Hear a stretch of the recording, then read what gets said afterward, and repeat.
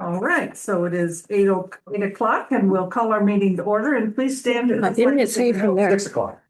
Oh, 6 o'clock. Why does the sound come from the owl? I know. Usually when it says recording in process, it comes from there.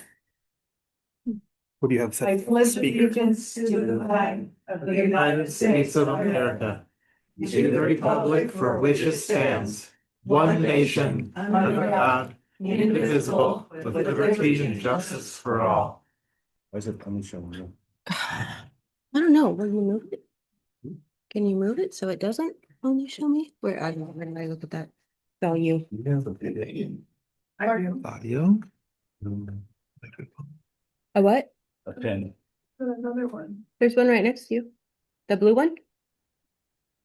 You want a black one? Doesn't matter. Oh. Just one. Okay. Oh, it's not actually using the owl. It's not even seeing the owl. Oh, Is it plugged in or turned on? did you? No, he didn't. Because you put the owl in. Oh, that was on your side of this thing. Yep. It's using this camera. That's what's on me. Bring it this way to like. Okay, well, it's plugged in now. You let us know when we're ready. It will hoot at you. It will hoot, okay. It'll go. Hoot. Say, Hoot. Yeah. Sounds like there was. Is it turning on? Is it on? See the lights? Not usually. I don't see any color anywhere. Out of all the times that we're. Under your. There it is. Didn't do anything. Saved it for you. You didn't do anything? No. It's on though. It's on. See its eyes. There it goes. So does it look like that's working? It does. It does. Yep. All right, well, thank you. We started our meeting at 6 o'clock and then we had the flag salute and now we'll have welcome. And any announcements. I appreciate you all being here. It feels kind of hot to me, but I just came from the east side and it was really cold at night, but hot today, so. The east side of what? Huh? The east side of what? The state. Oh, my goodness. I had a meeting in Spokane. I was just telling Eric, he drives that 84 going east quite a while. It was so nice to drive that compared to I-5. It was a very nice drive. Does anybody have any announcements? We do have the music concert coming up on Wednesday at 6 o'clock. We're gonna all be sure to go to that. It's gonna be awesome. The kids are always so just so impressive. And I think that the PTO has been soliciting cookies, so there should be a lot of cookies there as well. All right, let's go on to the agenda. Does everyone have a copy of the agenda in front of them? Are there any corrections or additions to the agenda? If not, I have a couple.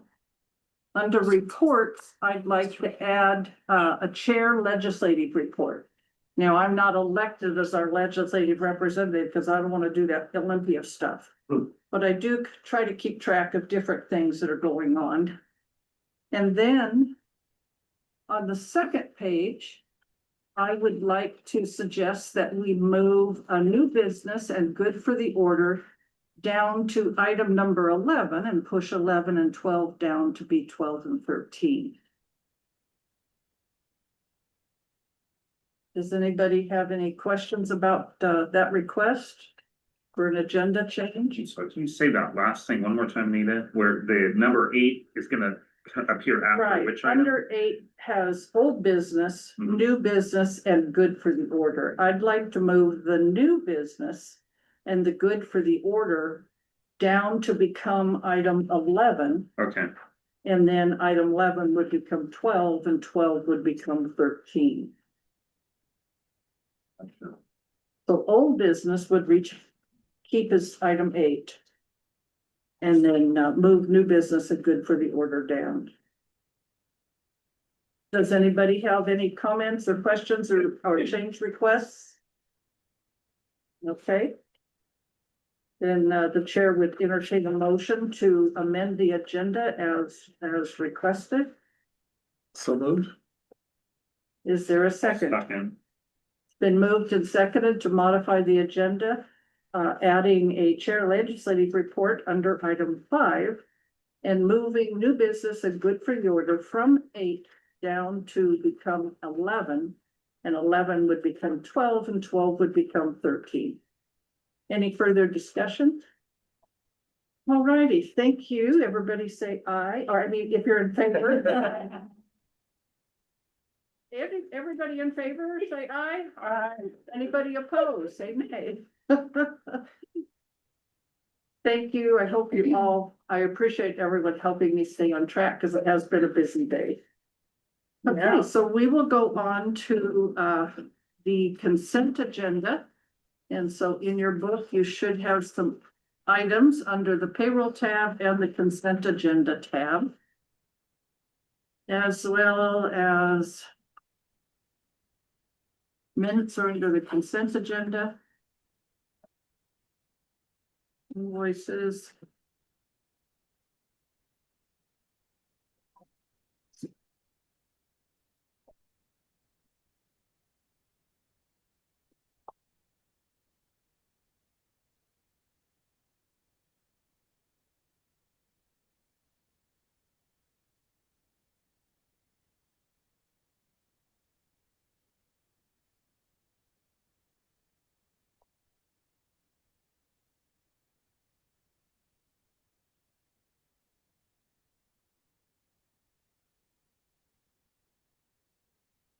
Are there any corrections or conversations or anything on the minutes? The first thing on our consent agenda, does anybody have anything to correct or modify with the minutes? Sorry. No, you're fine. Don't have anything for the minute. I just have to put it in the system.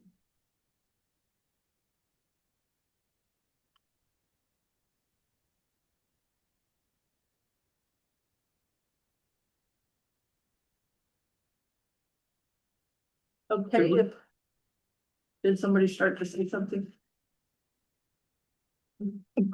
Is this all we have for minutes? I'm getting, okay. So you might be wondering, we don't have any minutes from the workshop meeting yet. Yeah, okay, Right. that was what I was gonna get. Yeah. That's fine. Okay, So I think Kelly had some comments on the invoice listing. Is that Yeah. right? Just a couple things to point out on page 4. You'll see a freezer repair. One of the freezers went out, but everybody rallied and got the food into other freezers and stuff. We were able to save all of the food. So there's a repair bill, and then on page 7, you'll see a purchase of a refrigerator. Not related, but that is, we actually have a grant that will reimburse for that. So, They don't last very long, do they? no, This is amazing. yeah. Every time you turn around, something like that, so. Naomi wrote for a grant and got it, and so he's purchasing a new refrigerator. So we're really, I'm grateful for her work on that. And the freezer is back up and running.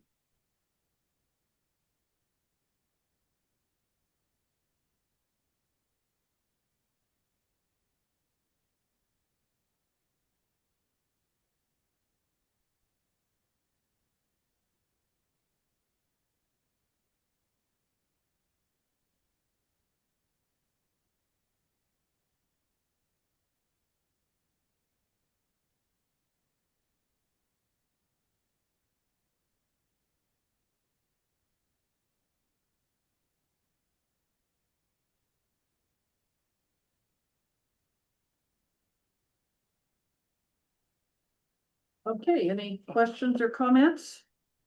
Okay, so For me, and I would move to approve the consent agenda items. And I would just add, I think you have the listing and then the Right. voucher numbers or whatever that you can add to the motion, but I don't have those in front of me, but otherwise, I would. okay, move to so approve. the consent agenda includes check numbers 37800 through 37817 for a total of $176,210.46. It includes check number 585 through 587 for a total of $627.95 for some reimbursements to staff, it looks like. And then we have check number 42951 through 42951 for $18.56. And that is a comp tax check, which I don't even try to explain. And then we have 42952 through 42947 for $40,934.22. And that is the vouchers that were in our ring binder. And then lastly, we have our monthly payroll, which this month, payroll dated May 22nd in the amount of $130,457.73.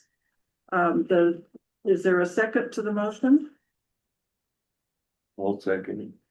Is there any further discussion? Would anyone like to look at those little ones I've read that were not in our notebook? Oh, these are the signature ones. Yeah. That's the only I have is the original signature ones, so don't mess them up.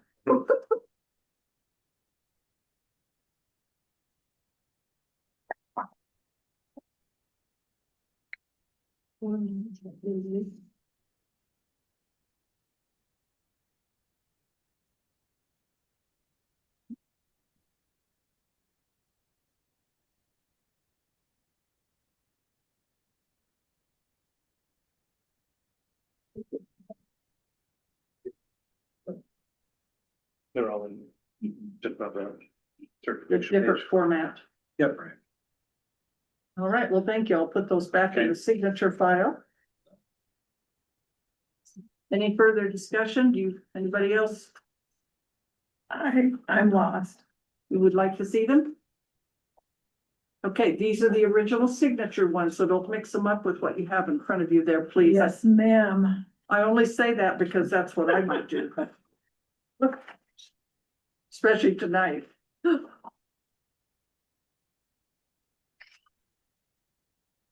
So when we have the signature copies, they look a little different, and Eric was saying that he thinks they're all in the ring binder, they just look in a different format. So sometimes we don't recognize them when they're put before us Yeah. to sign. Okay. I told them.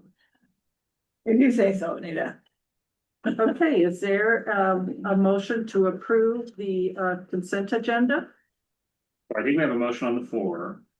Oh, that's right, there is, and a Second. second. Thank you very much No for worries, keeping no me worries. on So track. I think we're just in discussion on the motion. Yep, that's exactly right. Thank you. I appreciate that. If there's no other discussion, all in favor say aye. Done. Aye. Anyone opposed, say nay. All right, thank you. All right, we're halfway through the first page of our agenda, and the next item is public comment. Thank you for being here tonight.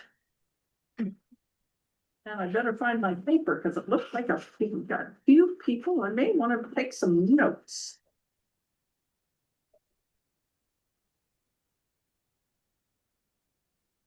All right, thank you. Would you please go ahead? Go ahead.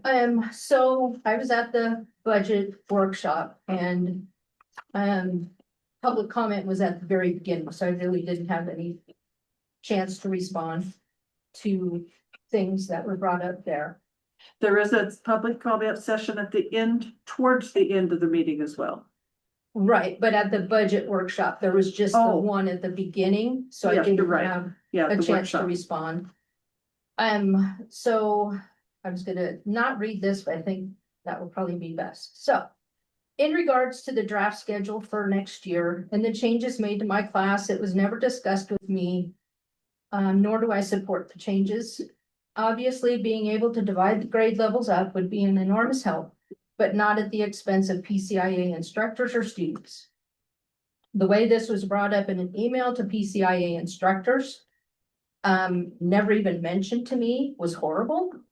If it had been talked about with me, I would have let the admin know my concerns about asking PCIA instructors to add another class to what they're already responsible for. They do not have free time, as the admin would like you to believe. They are doing everything they can to plan rigorous courses for both high school and college, sometimes with both levels in the same class. This is not an easy task, as I know from planning and preparing lessons and materials for three grade levels in a multi-grade classroom. This year was fantastic, with Jessica Manning working with my 7th grade group in both language arts and math. She did a phenomenal job. The students, parents, Jessica, and I were happy with this arrangement. The students were hoping that they would be able to work with Jessica again next year when they move on to 8th grade. Jessica and I were both hoping that as well. We worked well together and discussed student progress continually. Also, dividing my class up so that I'm only teaching one grade at a time does not solve the issue for the K-5 teachers, who also have the same problem. With the demands that teachers have these days, with the material that must be presented to students in more comprehensive ways than it may have been done in the past, it's very difficult to get through all of the concepts. With every grade level and all of the different subjects that we are supposed to. Trying to solve it for one teacher is not fair to the others, nor is it fair to ask PCIA instructors to start planning lessons for middle school students when they were not hired to teach middle school. They were hired to present a rigorous program for high school and college classes. I wholeheartedly believe that what is happening is to change PCIA from an innovation academy to a normal high school. In doing so, we are going to lose more students and not attract those that would benefit from such a fantastic program that PCIA is meant to be. Collaboration and a shared vision is what is going to make PCIA a place where more students want to be. Putting more stress on PCIA instructors is not. Thank you. Thank you. Yes, was someone else? Yeah, Jeff?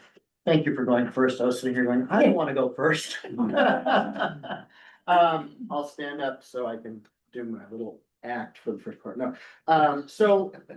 I have like 3 things I want to get to. If I run out of time, I'll present it as a letter. You just let me know. But the first thing is that I hope the board is thinking about the enrollment count for PCIA as a potentially existential crisis. It is true that we started with about, I think it was 7 students, and we've had almost 30. The student count grew from the beginning. I think it was the division in the community a couple of years ago that's probably at the root or of much of the drop, but we have to turn that around. It's very important because, like I said, when you're starting something out, you expect it to be small and grow, but we can't go back there and expect people to like it, right? You need conversation in your classes. You need interaction between students, which cannot happen in a 1-student class. So this is a real crisis, and enrollment needs to be the top priority. I'll try to get through some of this really quickly, though, to get to maybe a more important point. I just wanted to highlight, like, thinking about walking through in your mind how a thing is going to go is a really good way of testing whether it's wise or not. And I'm picturing this coming in with like a mailer from like Joe Smith, vote for me for state rep, and like vote yes on ballot 28. And they all look like this, and it comes in and somebody's going to look at this and they're going to go, build your future PCIA. Wow, robots, this is really cool. I hope that's still there when my kid graduates high school. Or they might say, well, that's really cool, but my kid needs high school. Like, maybe it's a good summer program or something, right? At a minimum, we should return to the idea that we had like rethink high school, because it is a high school. And to that point, I will say that with the National Center for Education Statistics, PCIA is registered as a regular public school. Per OSPI, PCIA is a regular public high school operating under an inter-district cooperative agreement. So the question is, are we an innovation academy? The answer is yes. These are not mutually exclusive. We are a type of public high school that is called an innovation academy. And that's important because there are things that innovation academies are expected to do that turn out to be very important to enrollment, right? If we are not different in a meaningfully positive way, we are not going to attract students whose native school district is White Salmon or Stevenson, or we've had people as far out as Lisle, right? By offering more and a better experience, we can attract those people. There are enough students around here to have 20, 30, even 40, I think is plausible, but 30 is certainly a fair goal. And so what makes this different? Is it the fact that everything is college and the high school?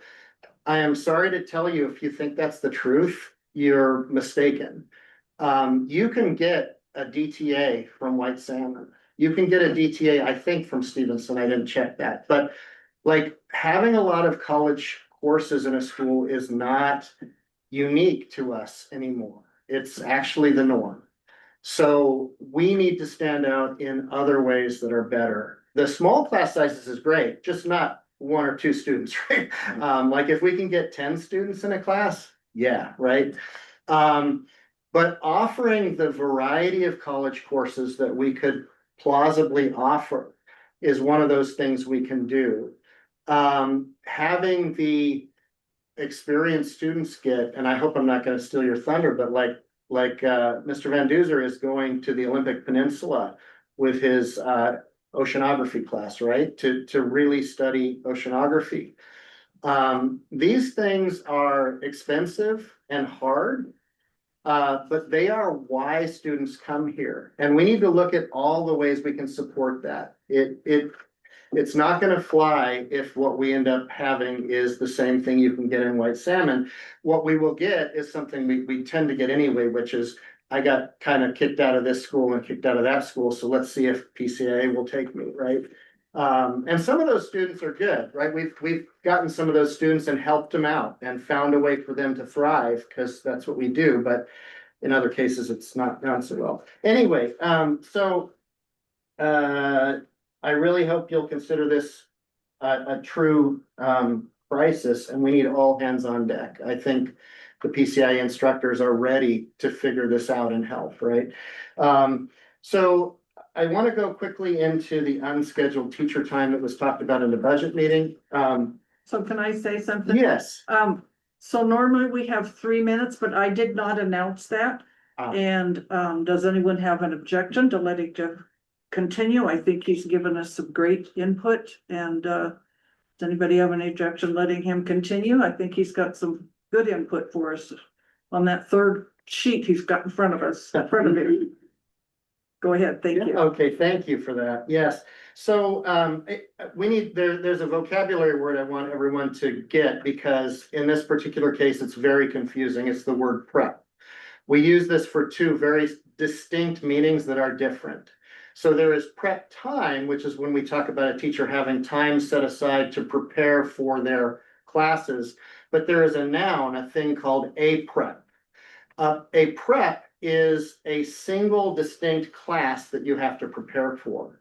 And so in a high school of, say, 4,000 students or 2,000 students, you might have a math teacher that has 2 preps, but teaches 5 classes. So they would prepare for Algebra 1 and geometry, but they teach 2 sections of Algebra 1 and 3 sections of geometry. It is common in Washington for that to be limited per teacher to a maximum of 3 preps. And so do your own research and figure out what's fair, but prepping for a class is a significant amount of work. And it is recognized that, you know, you may need to teach 5 classes, but we're not going to ask you to prep more than 3. And so, so now let's figure out how that. Oh, yeah, I kind of see what the problem is. Okay. So let's think about how that lands here. You have, let's see. So we try to have every sophomore, junior, and senior class be a college class. Every college class, however, must have a high school counterpart class, because not all students can do the college side of it. And they need both the opportunity to say like, no, I don't want college, or to try it, which is the norm, get enrolled in a college class, and then find out like, whoa, this is too much work. I need to transfer to the high school class. Imagine you're a teacher in one of those 4,000 student high schools, and you've got your college class you're teaching and your high school class you're teaching. That's 2 preps. And they're at different times. You teach the high school version of your math class at like 3rd period and the college one at 5th period. Imagine the work that is, right? Let that settle in your head. Now let's think about what happens if you take those 2 independent classes and you say, well, that's fine. We need to do that, but let's put them both at the same time. You could teach the high school and the college at the same time. Is that easier, do you think, or harder? What would you guess, right? Harder. I'm not going to make you guess. It's a lot harder. And that's what we do here for all of our college classes. And so I will wrap this up and I'll try to like summarize. I don't have it prepped to give you a paper, but I'll try to summarize so that you can kind of see the facts I'm asserting and evaluate them. But let's look at what the draft schedule for Dr. Hard has. He has 5 PCIA preps. There's 3 high school only courses, including one that invites 8th grade students in. So there's like the 9th grade class that can have advanced 8th graders in it. And then I'm guessing they're sophomore and junior. I don't know how the years fall out.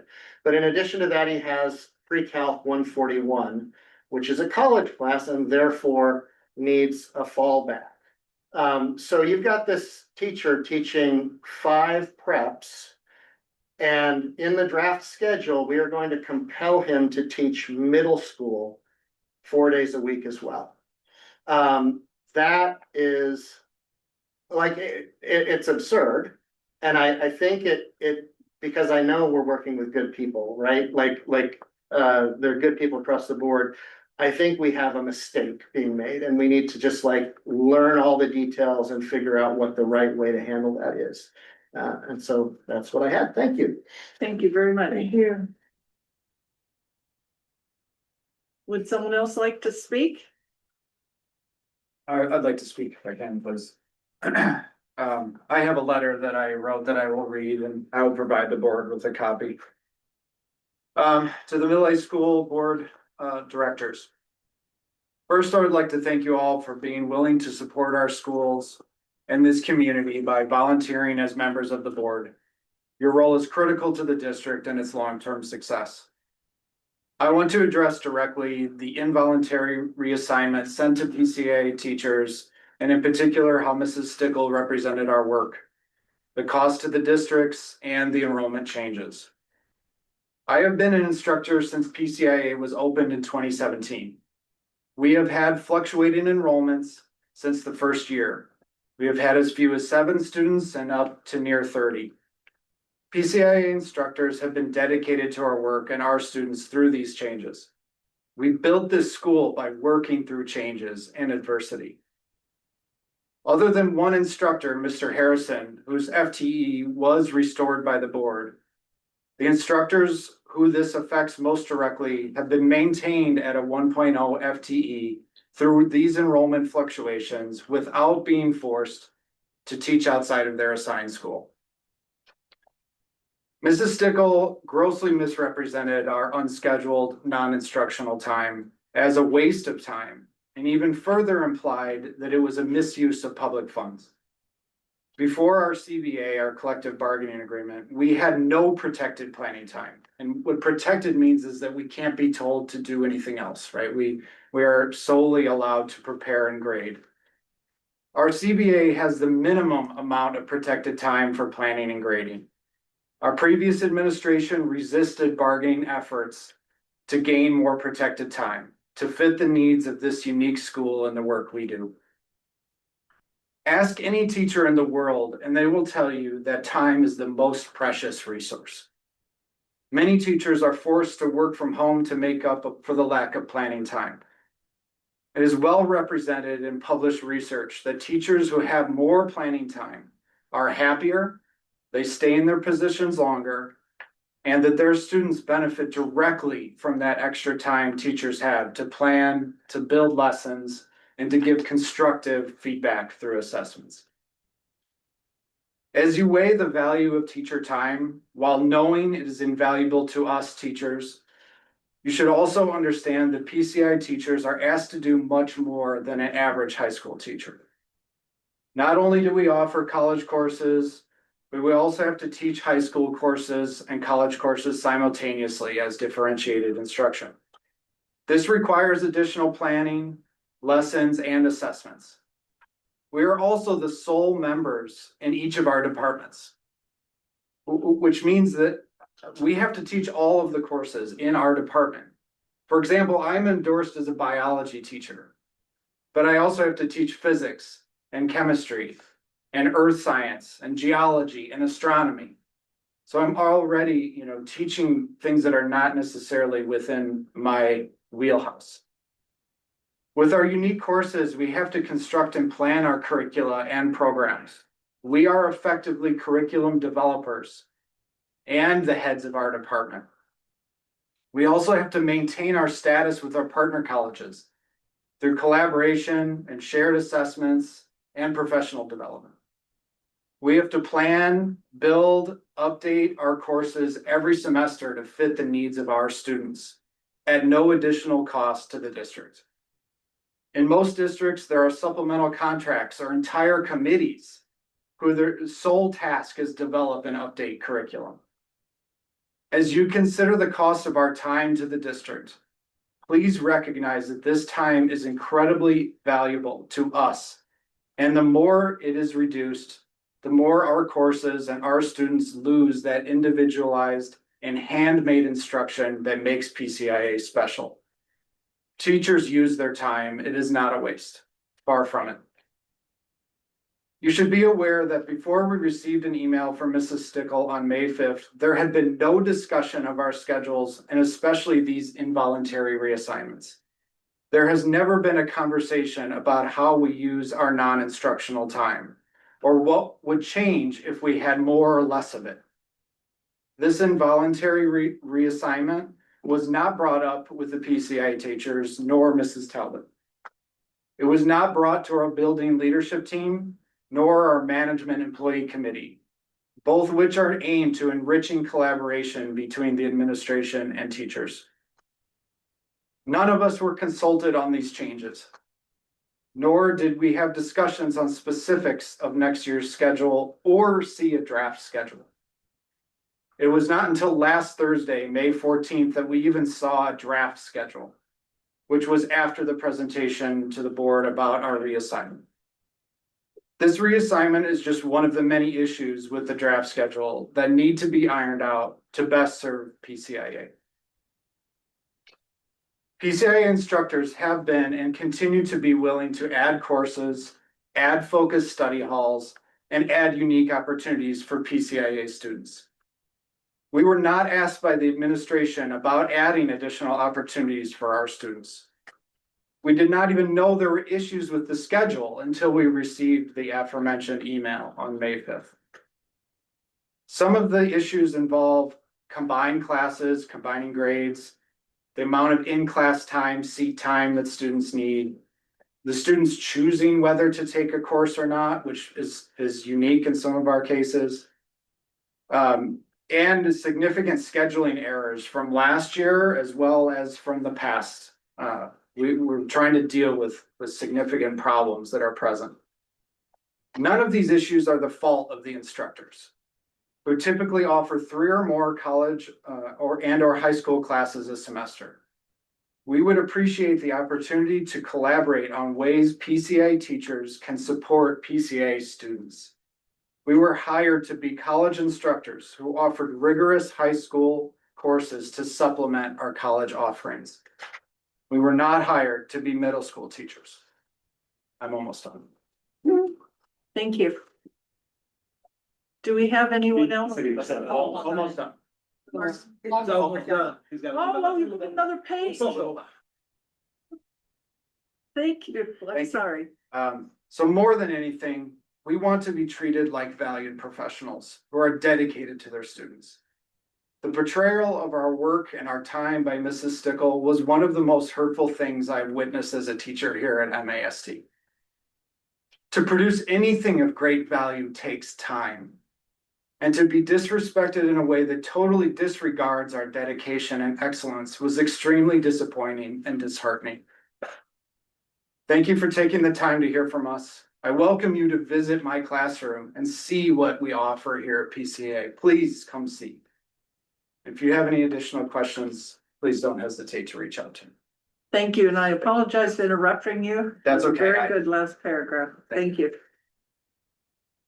Do we have any other public? Yes. You all have the time to bear with me for one more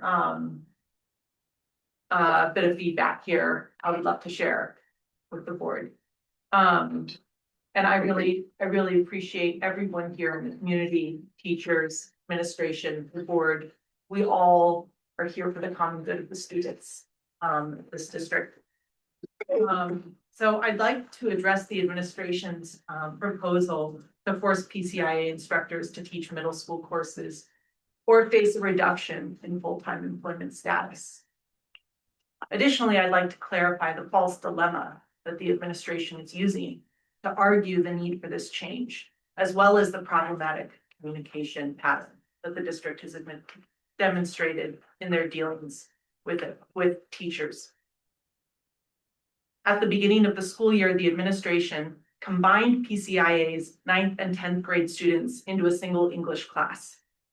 While I wasn't given an explicit reason for this, my understanding was that the administration's new 7-period day was proving difficult to write and it would work better this way.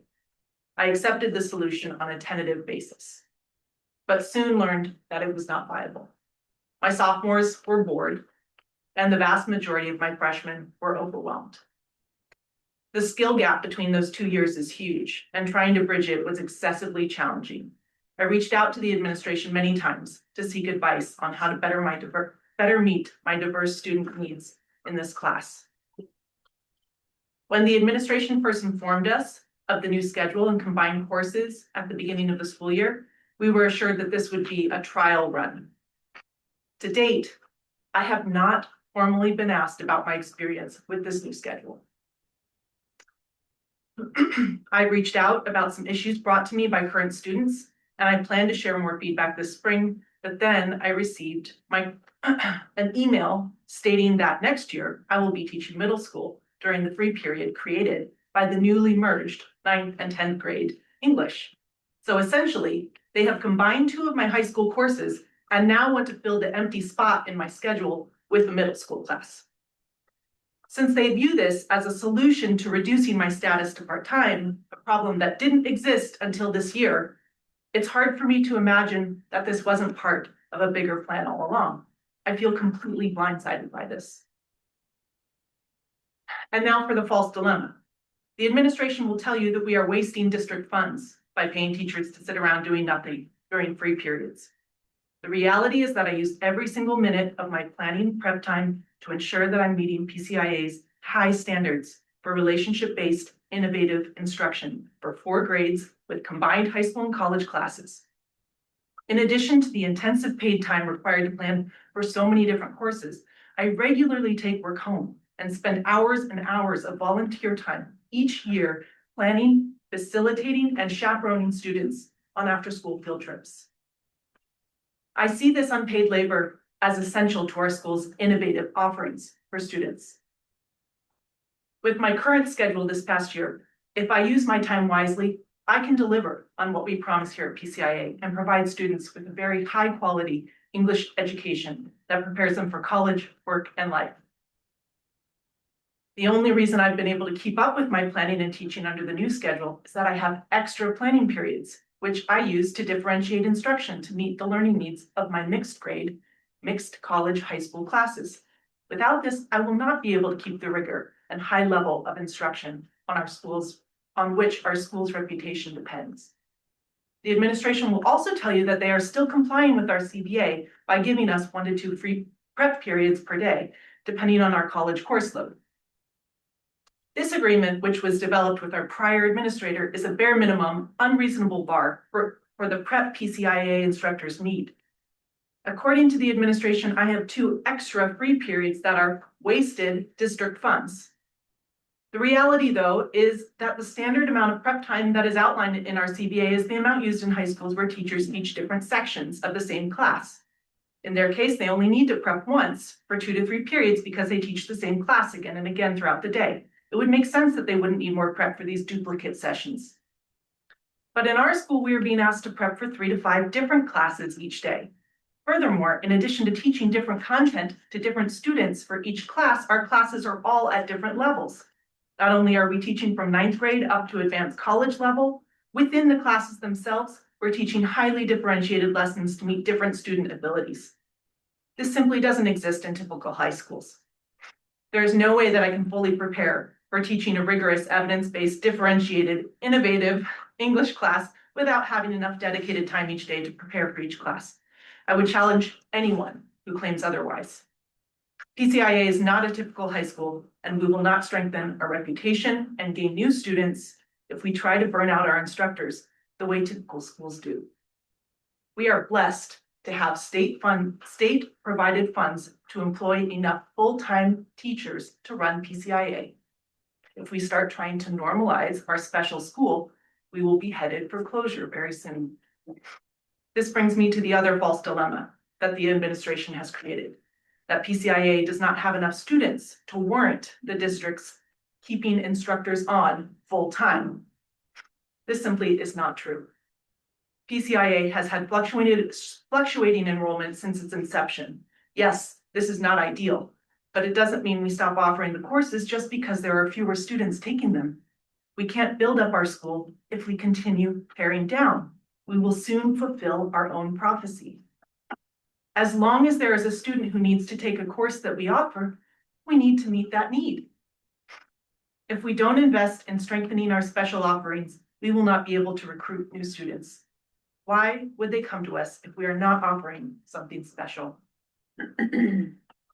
I am frustrated and baffled, frankly, that the district's administrators, neither of whom has experience doing what I or any of our PCIA instructors do, would disregard our effort and professional value at our school.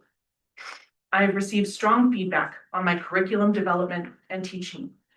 My evaluations have consistently shown proficiency and distinction. I'm surprised by the limited opportunities to collaborate on the schedule, given its impact on my ability to effectively plan and teach.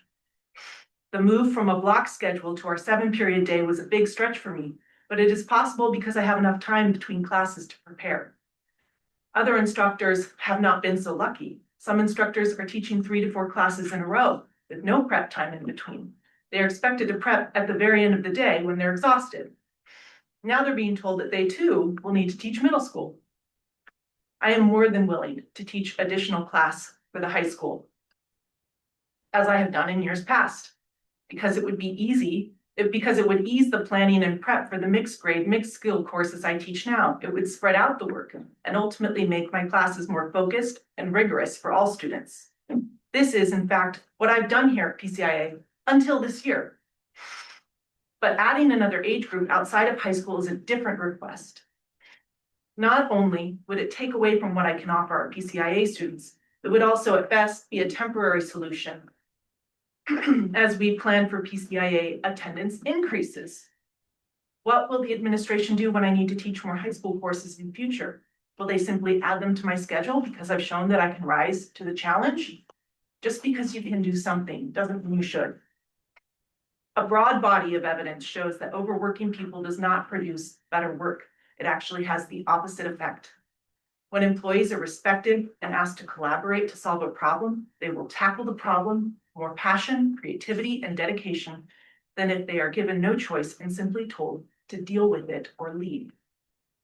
The PCIA teachers and I understand that the middle school needs help. There are multiple solutions to this problem, but we weren't invited to help. Instead, we were directed that we would be teaching middle school or taking a pay reduction. This approach is wrong, it's disrespectful, and most importantly, it's ineffective. I ask the board to hear my concerns and think about the administration's tactics and management approach. It does not have to be this way. Thank you. Thank you. Okay. Anyone else? Hey, do we have anyone online, Jessica, that would like, do we have any hands up? We have no hands up. Okay, we have two written public comments.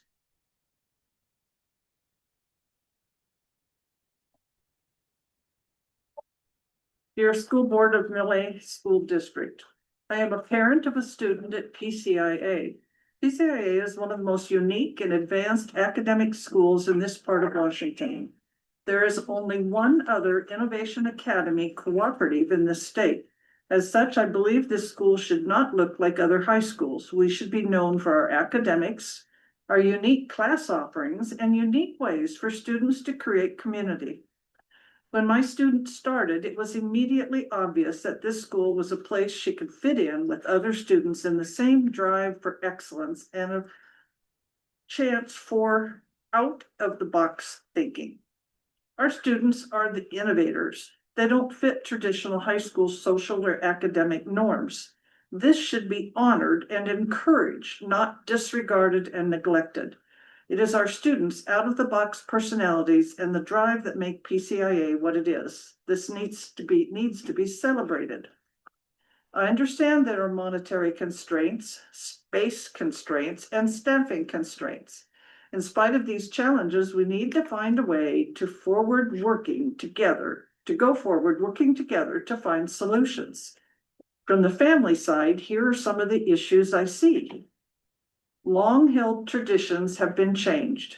I'm glad some are coming back, but here is where transparency needed to happen. They were just gone. No discussion, no reasons given, just gone. This erodes the feeling of community. 2, students at PCIA need to be worked with, not just told what to do. Our students respond best when they're told the why, not just the what. Transparency is a key for these students to maintain trust with the administration. 3, listen to the students. If they say they don't want a prom, don't do one. We do not have to or want to be like other high schools. Find traditions that are meaningful to our students. Have more field trips to interesting science locations, such as fossils, planetariums, and in situ, or other out-of-school experiences. I care deeply about PCIA, and I am grateful my student found a school where she feels she belongs. I hope the district will continue working to preserve and strengthen the qualities that make this school so valuable to its students and families. Sincerely, a concerned parent. I hope I read that okay to the parent.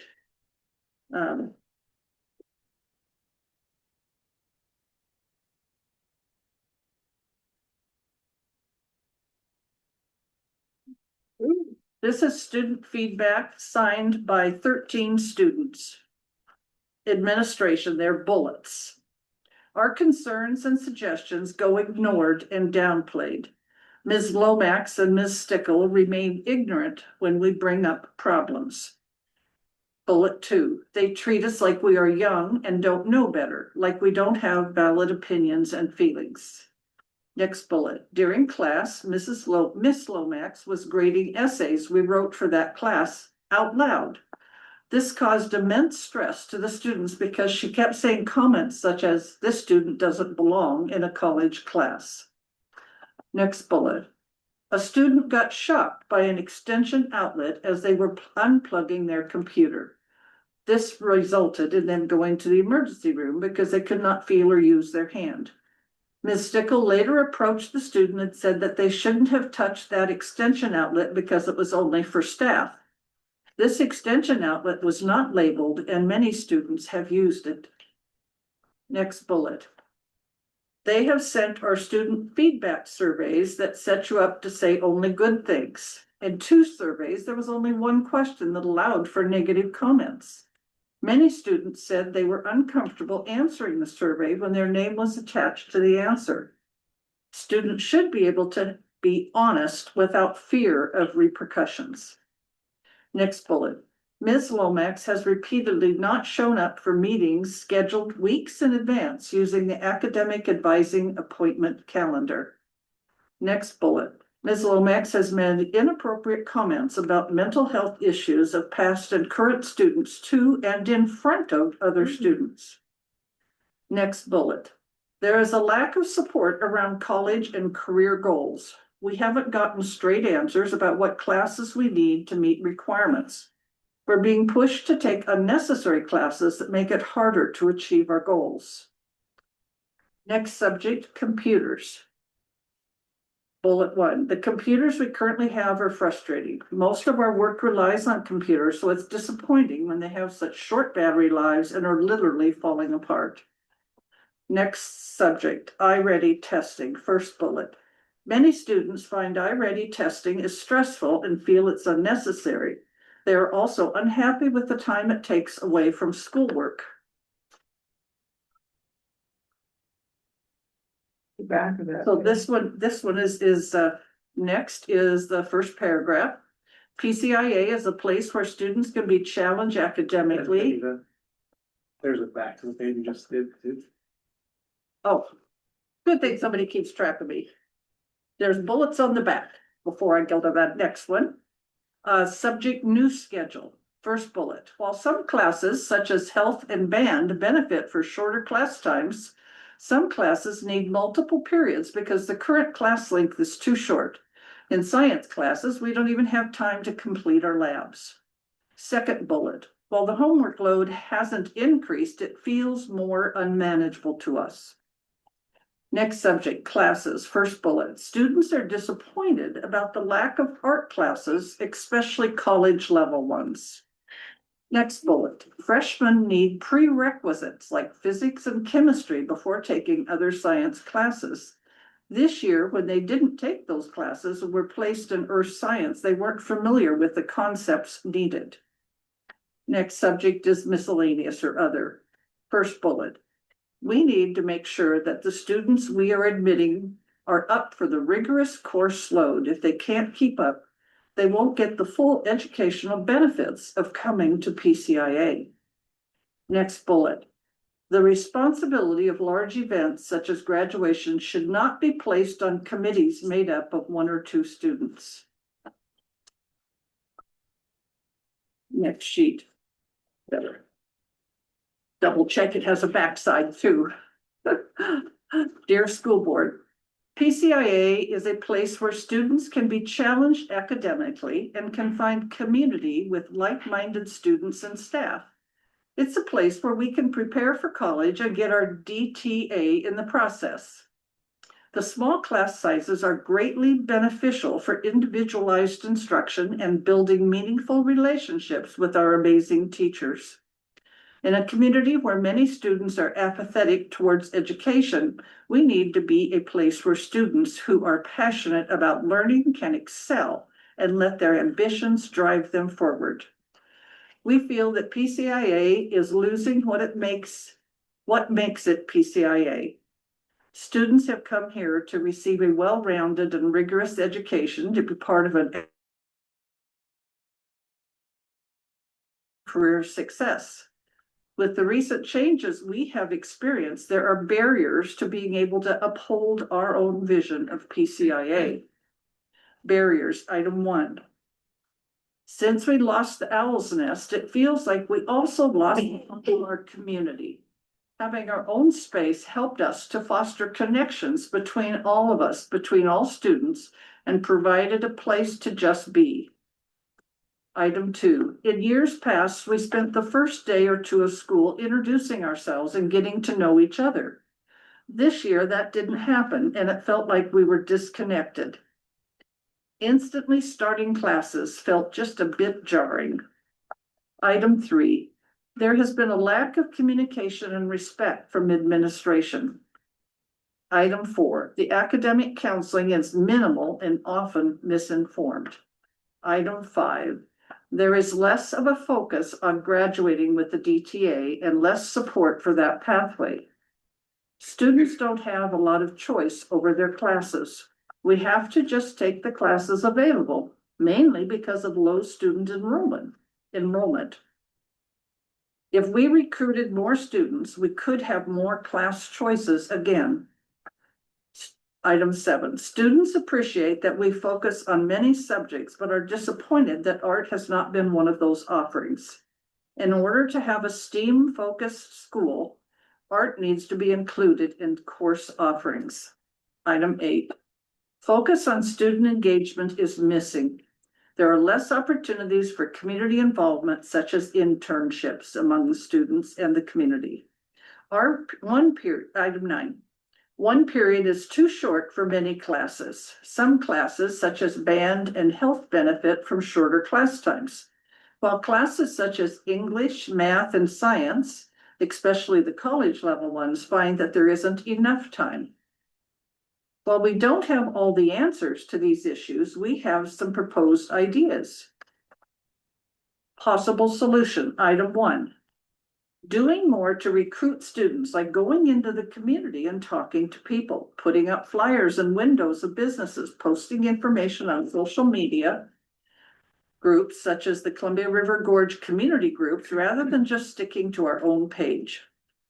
Item 2, making sure that students we bring in align with PCIA's values and that they are prepared for the rigors of this school. Making the first day or two of school be about introductions and community again. Item 4, creating more hands-on or outside of the classroom opportunities for students, such as internships and volunteer experience. Item 5, creating a hybrid schedule where some classes are taught in one period every day and some are taught in 2 or 3 periods every few days. Last paragraph. As students at PCIA, we have noticed that the school is going in a concerning direction. While change is necessary and can be good, we are not happy with the changes that have happened. Again, signed by 13 students. Again, do we have any other public comments from online or in the room? All right, thank you, everyone. I really appreciate it. Let me get organized here, get on to the next item on our agenda.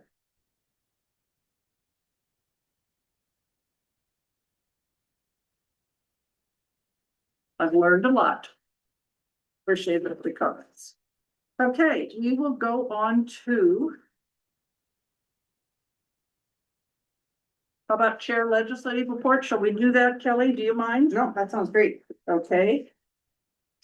Where is the chair legislative? Edith's legislative report. So I have a written one, but I will read it as well, so the public isn't aware.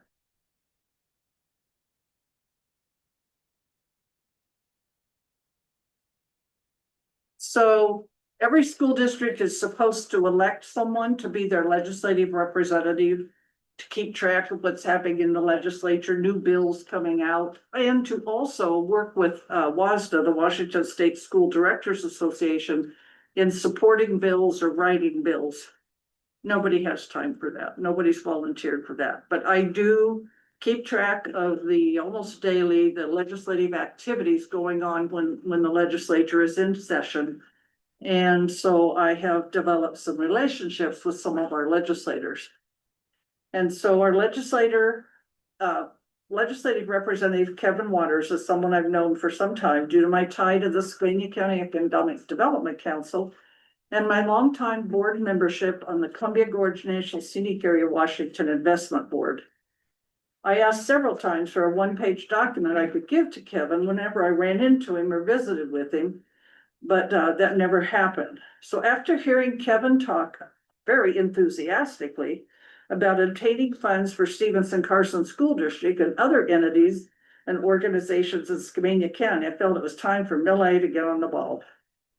So I worked together in 2004 with Dan Purfoy at ESD when I was temporary superintendent. 2024, Anita. Pardon? 2024. 2024. Thank you very much. I guess I'm tired of reading. When we received a $20,000 planning grant for our small schools modernization grant. So we are on a list in the legislature for a small schools modernization grant is what it's called. And that modernization grant that's currently in there kind of focuses towards safety and security issues. So we received $20,000 back in 2024 to plan for that particular grant project. It is on the list at the legislature, and with the fundings that happened this year, we have moved up. And this is a $6 million request. I know that's shocking, but $6 million.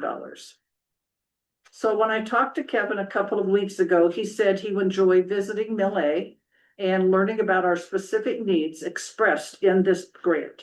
I invited him out to Mill A and I set up a meeting for him to meet Kelly. Last Tuesday, he came out and Kelly led him on a tour. After the tour, Kevin chatted with us, mentioning the tough financial position the state is in right now, and that although we are higher up on the list and could possibly be funded in the next biennium, he said he would like to see a small project, perhaps a most critical need, presented to him that he could see if he could fund from his funds that he has allocated each year. I call that a slush fund that he gets each year as a legislator. It varies in the amount. And he thought maybe we could take one item out of our small modernization grant that's on the list at the legislature, and maybe that's something he could fund. So given my history with this grant project and ESD's construction services group and my 26 years as a facilities specialist managing buildings and construction on the Hanford Reservation in the Tri-Cities, I volunteered when Kevin was there in the meeting with Kelly and I to put together a smaller project and present it to him for funding from his personal legislative funding bucket. I would like to go over the elements of this current project with Kelly, establish priorities, and there are several projects inside this grant. This is how fat it is. And then write a proposal for Kevin in cooperation with Kelly, of course. I have also asked if I could read and learn from our recent grant proposals, because I was told during that meeting, or right after that meeting, that we have pulled things out and written grants for them, but we have not been awarded any. Anyway, the whole thing is that I would like to have concurrence from the board to continue to work on this project and put this proposal to Kevin together. I don't want to do it without the board's knowledge and the board's support. I don't know what item would be pulled out, but I could go over with the board at a later time of the elements inside that grant. There's no super big rush. Do we have any idea of the potential amount that would be prioritized through this fund?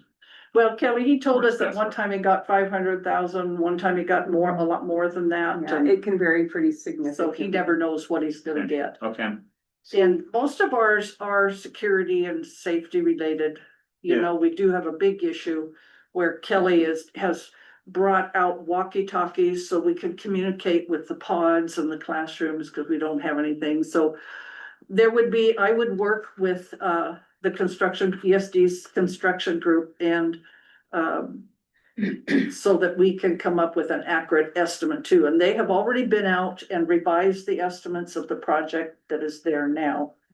The other interesting thing that Kevin said that must have been in there, and I didn't read it, is that the legislature right now is kind of focusing on air quality and efficiency. Well, we have a second small schools modernization grant for another 6,000 that would address our needs for heat and cooling and other things like that. Another what? Pardon? Another 6. A second small schools modernization grant. We have actually 2 of them. The second one has not been developed and is not on the list in the legislature yet, and won't be till after this one is funded. But our school, and that's the grant that Stevenson Carson got, I believe, is new air conditioning and heating and things like that. What was this? Budget. I Pardon? believe that came from Kevin's budget. Those items. I think that's what he was saying, he was able to. Yeah, Bill, What was this small? it's called the Small Schools District Modernization Grant, and what's important about it is that it is a special funding option directly from the legislature. We do not qualify for capital improvement funds from the state. So that's why we save our money, because if we have to do a capital improvement and a grant isn't available, we have to pay for it with our own money with no matching. School districts outside of Skamania County get a dollar match, dollar for dollar match.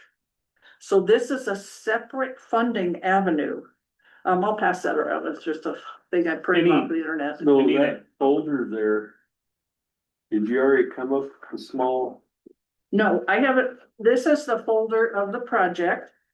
what's? And if I read through it, so there's a justification that I wrote along with Dan, and here's all the different things that it is. And so this one includes replacing the antiquated clock, bell, and intercom system.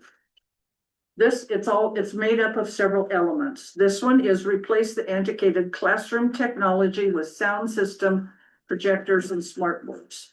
Are these, excuse me, Nita, are these all what you're proposing, or are we gonna choose one? I am reading the Small Schools Modernization Grant that is currently on the legislative list for $6 million.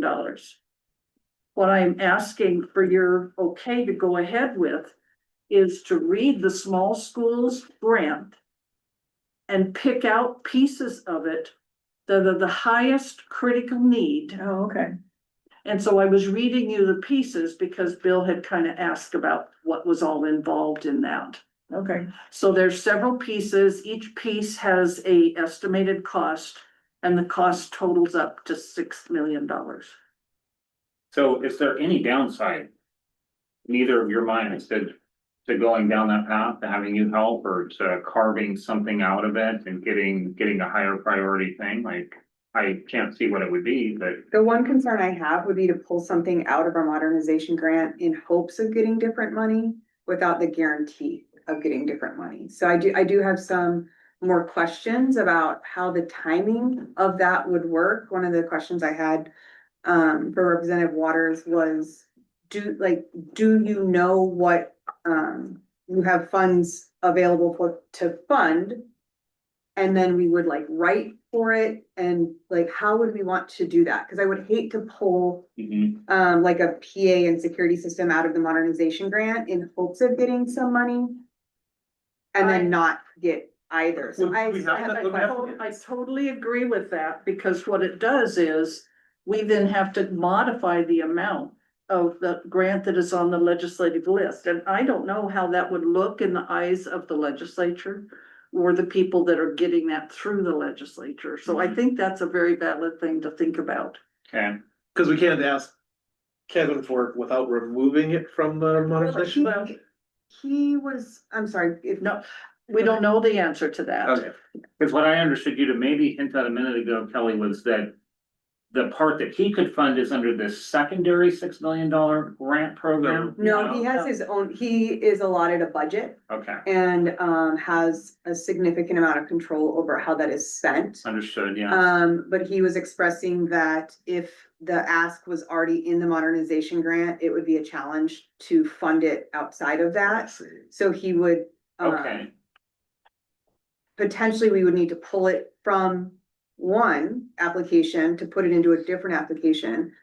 The risk would be that this one then doesn't happen and now it's no longer in here. So I have more questions about how that might work, and I haven't had a chance to Our dig expectation, go ahead. He asked me to pull a part out.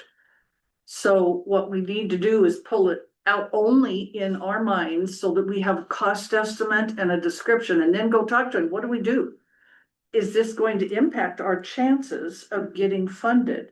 And do we have to modify the current grant that's on the legislative list? Go ahead, I'm sorry for. No, I think that's what I was asking is, we're still feeling like we don't know when, but that our grant has a high likelihood of being funded, whether it's in the next biennium or the following, we don't know. We were fairly high up the We list. were. They did not go in order.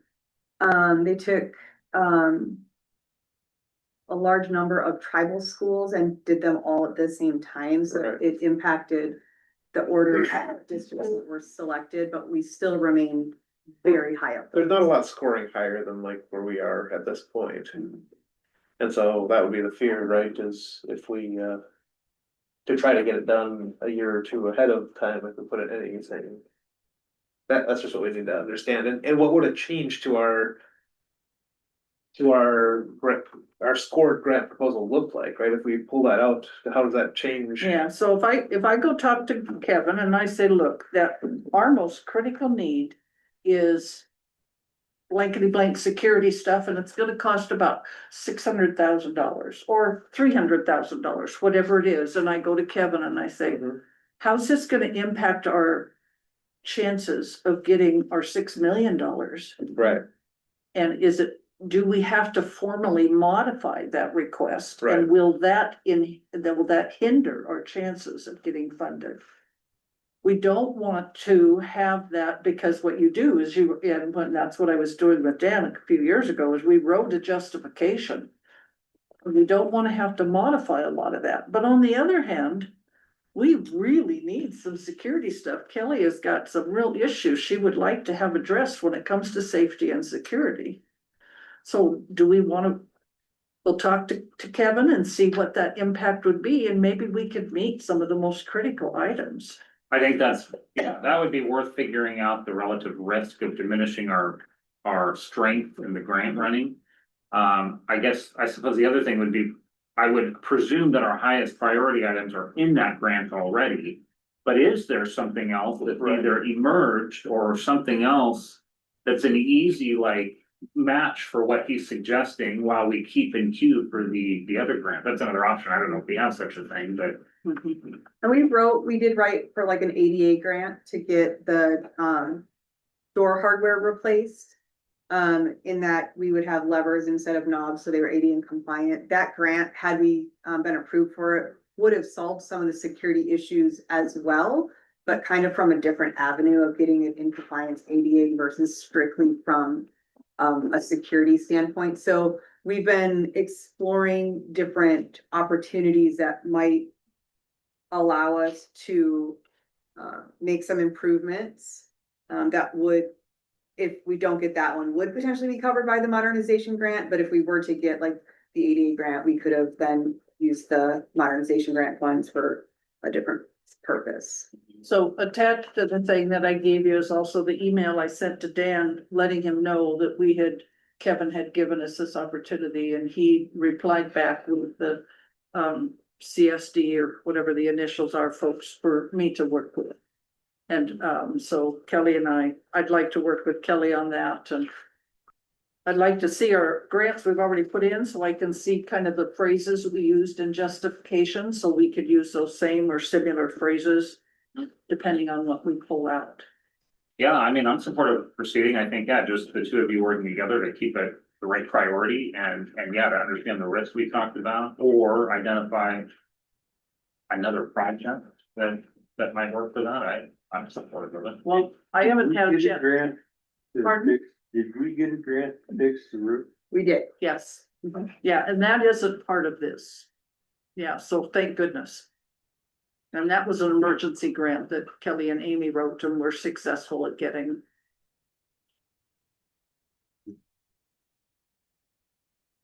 So about the only other thing I have is, there was an article in the Seattle newspaper that the millionaire tax bill is just going basically to perhaps provide free school meals and not necessarily improve educational funding. And I know that the free meals right now is something that we don't always have, but we have had this year.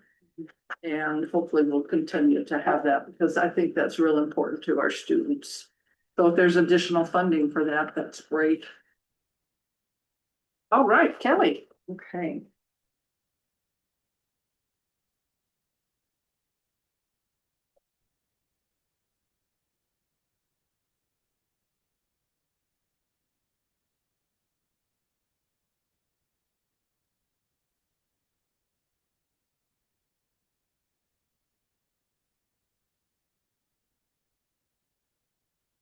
All right, very few updates from last week on numbers. There was a 26, 27 budget. So, enrollment numbers are holding fairly steady with what we have projected, last month. We are slowly ticking up, in K-8, up, like currently looking at 38, projecting 38 students. We're budgeting for 39. So I would love to get to 42 because there's a high likelihood that we would potentially lose some students in the fall or families make other decisions.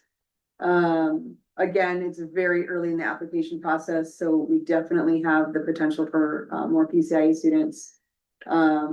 We have 2 9th grade applications, a 10th grade, and then we highly anticipate an 11th grade student applying. So. Some assumptions being made in the 4-year budget. It assumes IPD only increases on all salaries across the board from 25, 26 to 26, 27. And then the current deficit, and I have a paper copy, I realize that is very small. The current deficit that we are looking at for 26, 27 started when Kristen gave us our first set of numbers. It was 38,801, and then the 200,000 if we move it over from general to capital funds again. Currently, with the updated information that we have on revenues and costs, it is 14,477.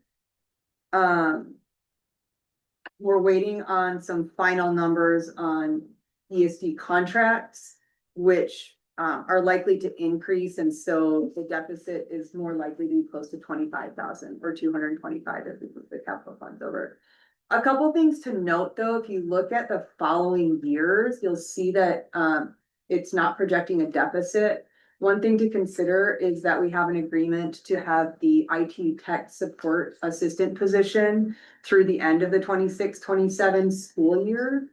And then that will be the full transition to having our technology through the ESD contract solely. So that will make a impact to the overall budget as far as putting some funds back in. We should have the final numbers for our next budget workshop as far as contracts and costs and everything like that, and be able to provide a much more detailed final account of projected revenues and expenses. And that's scheduled for June 8th. Jessica, do you remember what day we scheduled that for? Pretty sure. I can't switch my I think calendar. it's That's the- I believe it was. It's the 8th. Yeah, and also Kristen was out of town at a workshop all last week. So she was kind enough to do some work while she was at a conference to update some of these numbers for us, but without her being in the office, there isn't a lot of changes from last week. She's really the one who puts a lot of the numbers together. We've already gone through the itemized budget and not much has changed from that since the original presentation to the board. Is the drop in food service costs because of the lower enrollment? Yeah. Sort of curiosity. Mhm. State robotics grant as a expense.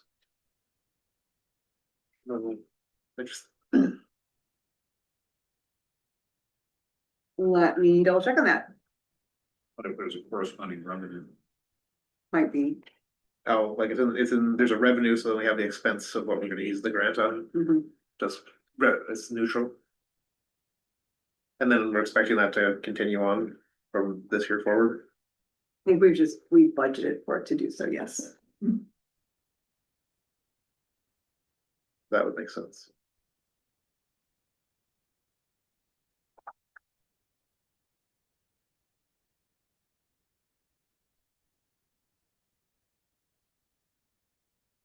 Eric, I can have the question answered as far as if there is an offset and where we would find it.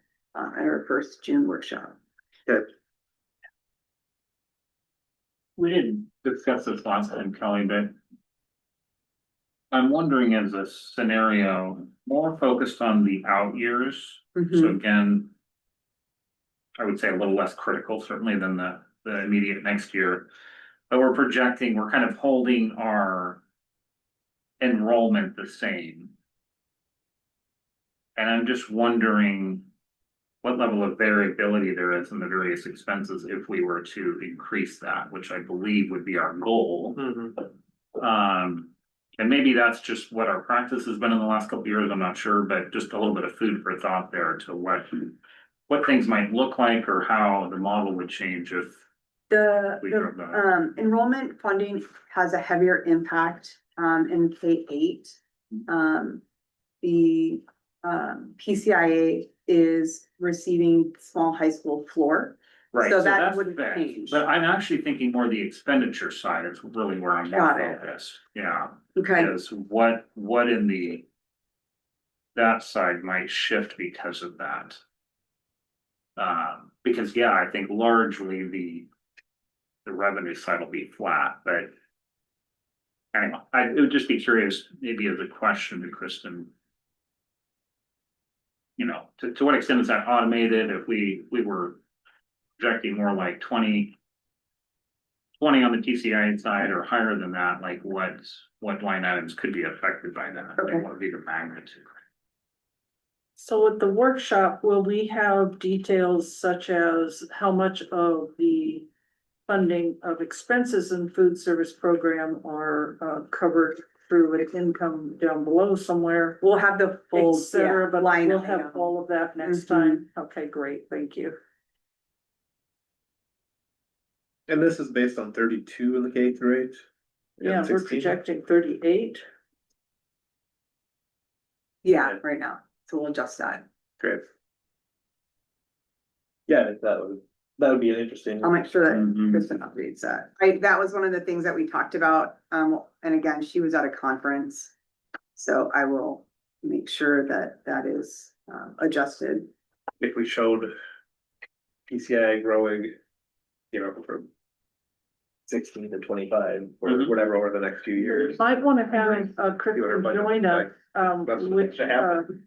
at the workshop, or is there, is that the good one to have her? Yeah, so, the first June workshop, I can see if Kristen's available to join us. And if not, it would be at the next meeting to answer any last minute questions. Yeah. Yeah, and then,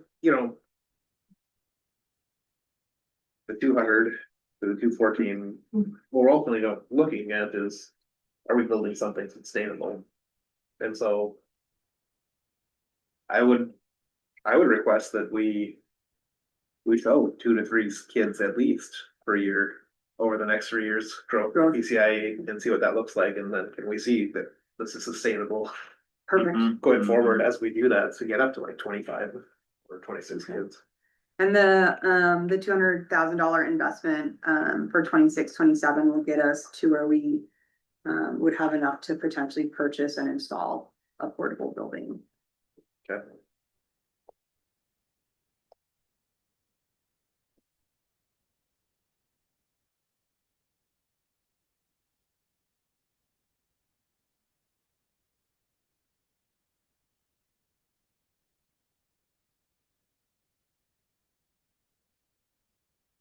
Maybe as soon as a year from now. Potentially. We're still hoping to get, a used one so that we could end up with 2. Then we would just be paying like moving and installation costs versus purchasing. There are some that should be coming available potentially even this summer. So we've got word out to multiple school districts that we are looking to obtain 1 to 2 portable buildings. Preferably one that has water capabilities that would have a restroom in it or the ability to have water. So. Maybe some more covered area to be able to go back and forth. Maybe some like covered No. areas to go back and forth, yeah.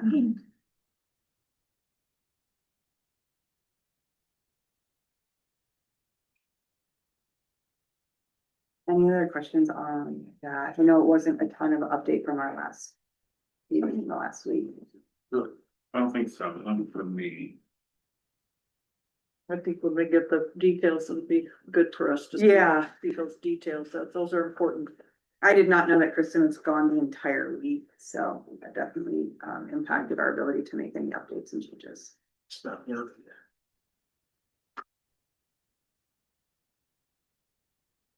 I think it's still my turn.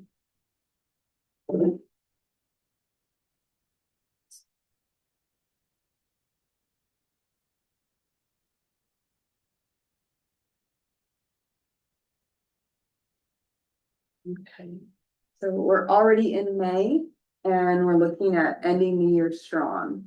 We've got a lot of really awesome things that are happening around the school. One of the highlights that I really want to continue to call out is how much our students have grown in their public speaking and presentation skills over this year.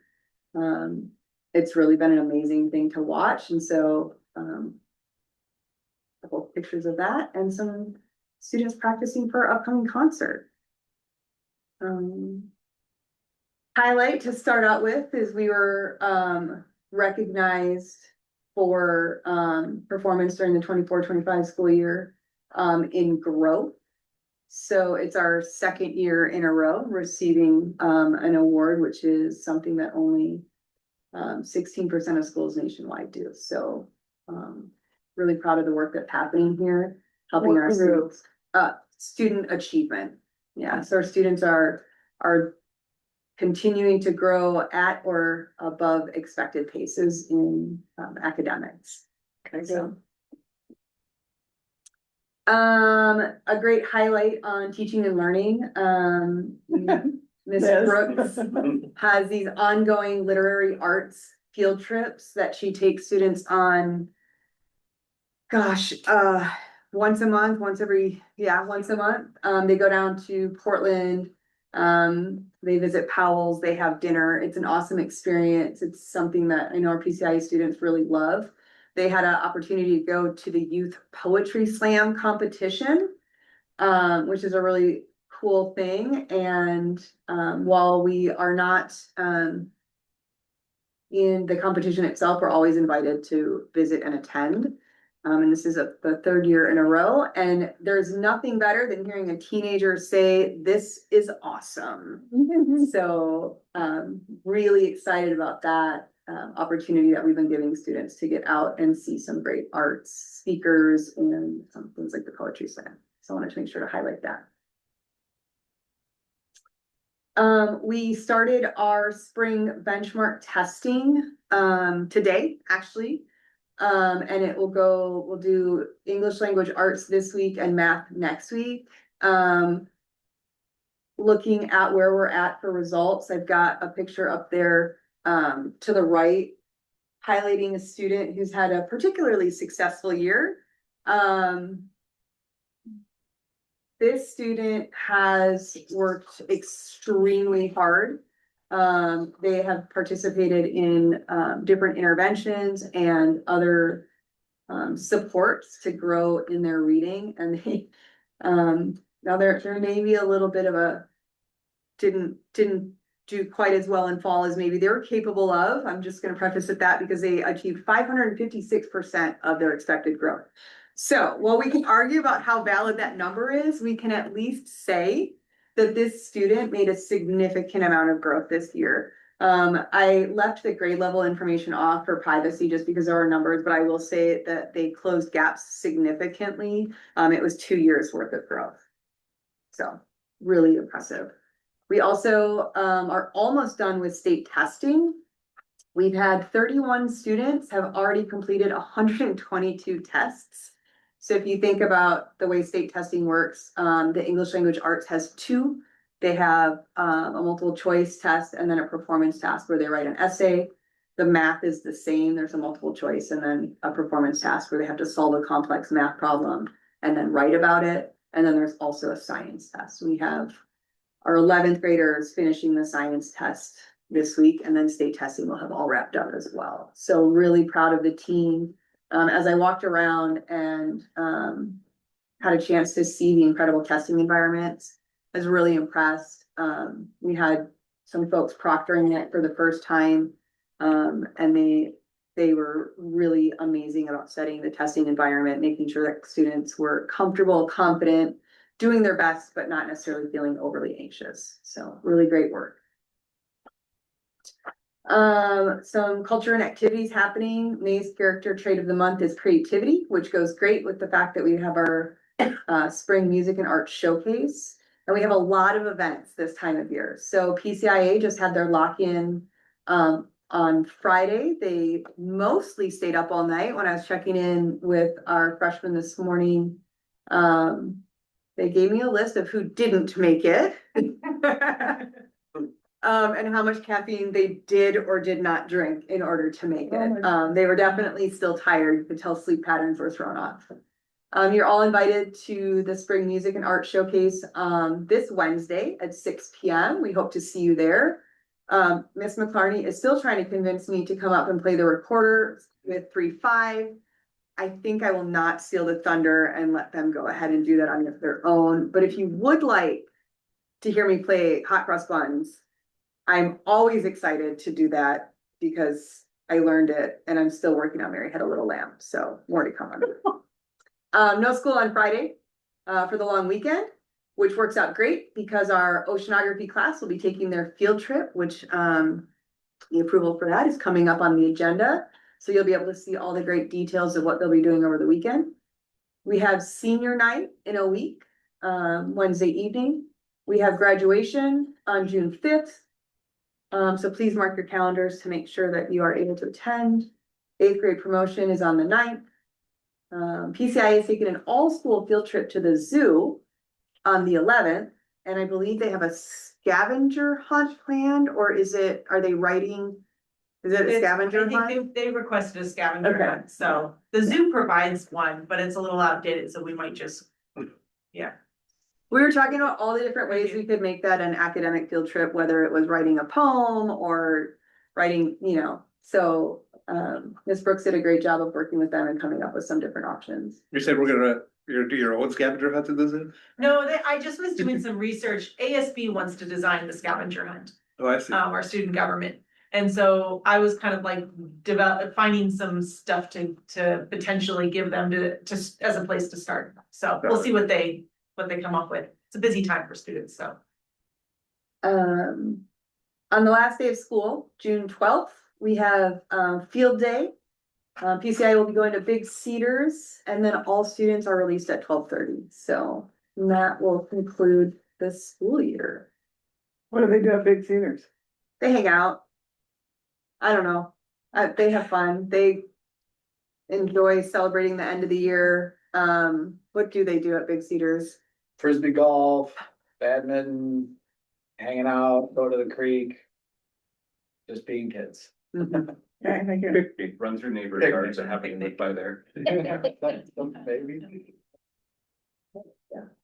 So I hear it is a wonderful event. They've been going all 8 years. But Not all. No, just the last couple of years, I think. Yeah. We've gone on other field trips, but not as a last day Big Cedars thing. so that's a newer tradition. Last 3, I think, 3 years. 3 or 4. This came up a little bit earlier. The emergency roof repair, the work is gonna be performed over the summer. We also have the work on the little forest to make sure that the trees are all well managed and the forest is safe. The work on that is also set to be performed over the summer. The modernization grant that we talked about earlier, we're waiting on the funding. And then we've had some discussion about the electronic reader board in order to do a better job of keeping up on it because we could change it from inside. So we had some quotes brought out. We haven't really had a chance to talk about the idea of electronic reader board, but just expect that conversation is coming. So I'll be asking the board for some feedback and probably putting that out. Are you to the talking community. outside or the one in the gym? The outside, so the sign, like the wood sign, replacing that with something that would be electronic, that could be changed from inside and more frequently, potentially even with graphics, and then it would be dimmable, so in the evening, our neighbors would not have to stare at it. But it would allow us to change it much more frequently and a lot easier. It's actually not the most fun task to have to go out there and change the reader board. But they're surprisingly not inexpensive. All right, we did talk about some technology, so I kind of want to walk the board through an ask that I have. We know that our current technology, especially our student machines, need a revamp. We heard they're falling apart. They are in fact falling apart. Computers. Yeah, the student laptops and in fairness, the staff ones as well. Our K-8 teachers got new machines this year, but our PCIA teachers did not. And so we've done a look into kind of where we're at and what we need. And like I said, at our budget workshop, we did receive $49,000 in federal forest funds that was unanticipated. And I believe that the best use of those funds would be to bring our technology up to where it should be. And we've talked to instructors to make sure what we're doing is gonna meet their needs. I spoke with Jeff today. We talked a little bit about one of the plans and he thought it was workable. And 3D modeling, that's cool. yeah, so They need that so much. There's so much made now. Scary. My car is probably made with that. So we have a quote, a formal quote in hand for 20 student laptops, Dell Pro Essentials. Those would be for general classroom use. This would get us to where we could start a realistic adoption cycle with our student technology to make sure our students always have workable and high quality technology in hand. If we start with 20, we know that's higher than we have enrollment projected, but it will get us into an adoption cycle that seems reasonable. 8 faculty laptops, and then 3 high performance workstations that have the better graphics card. And so that would give us students an opportunity to do that while they were in class. We also have estimates for some different technology options to improve the classroom experience. We provided doc cams and projectors in our elementary classrooms this year. And the feedback on those has been very positive. And so I will be coming back with quotes for projectors and document cameras, and also for smart screens, not because we need both, but because they would offer us a way to replace our televisions who are not that are not connecting quite as well as we would hope that they would. So the ask today is to move forward with the student laptops, the faculty laptops, and the 3D modeling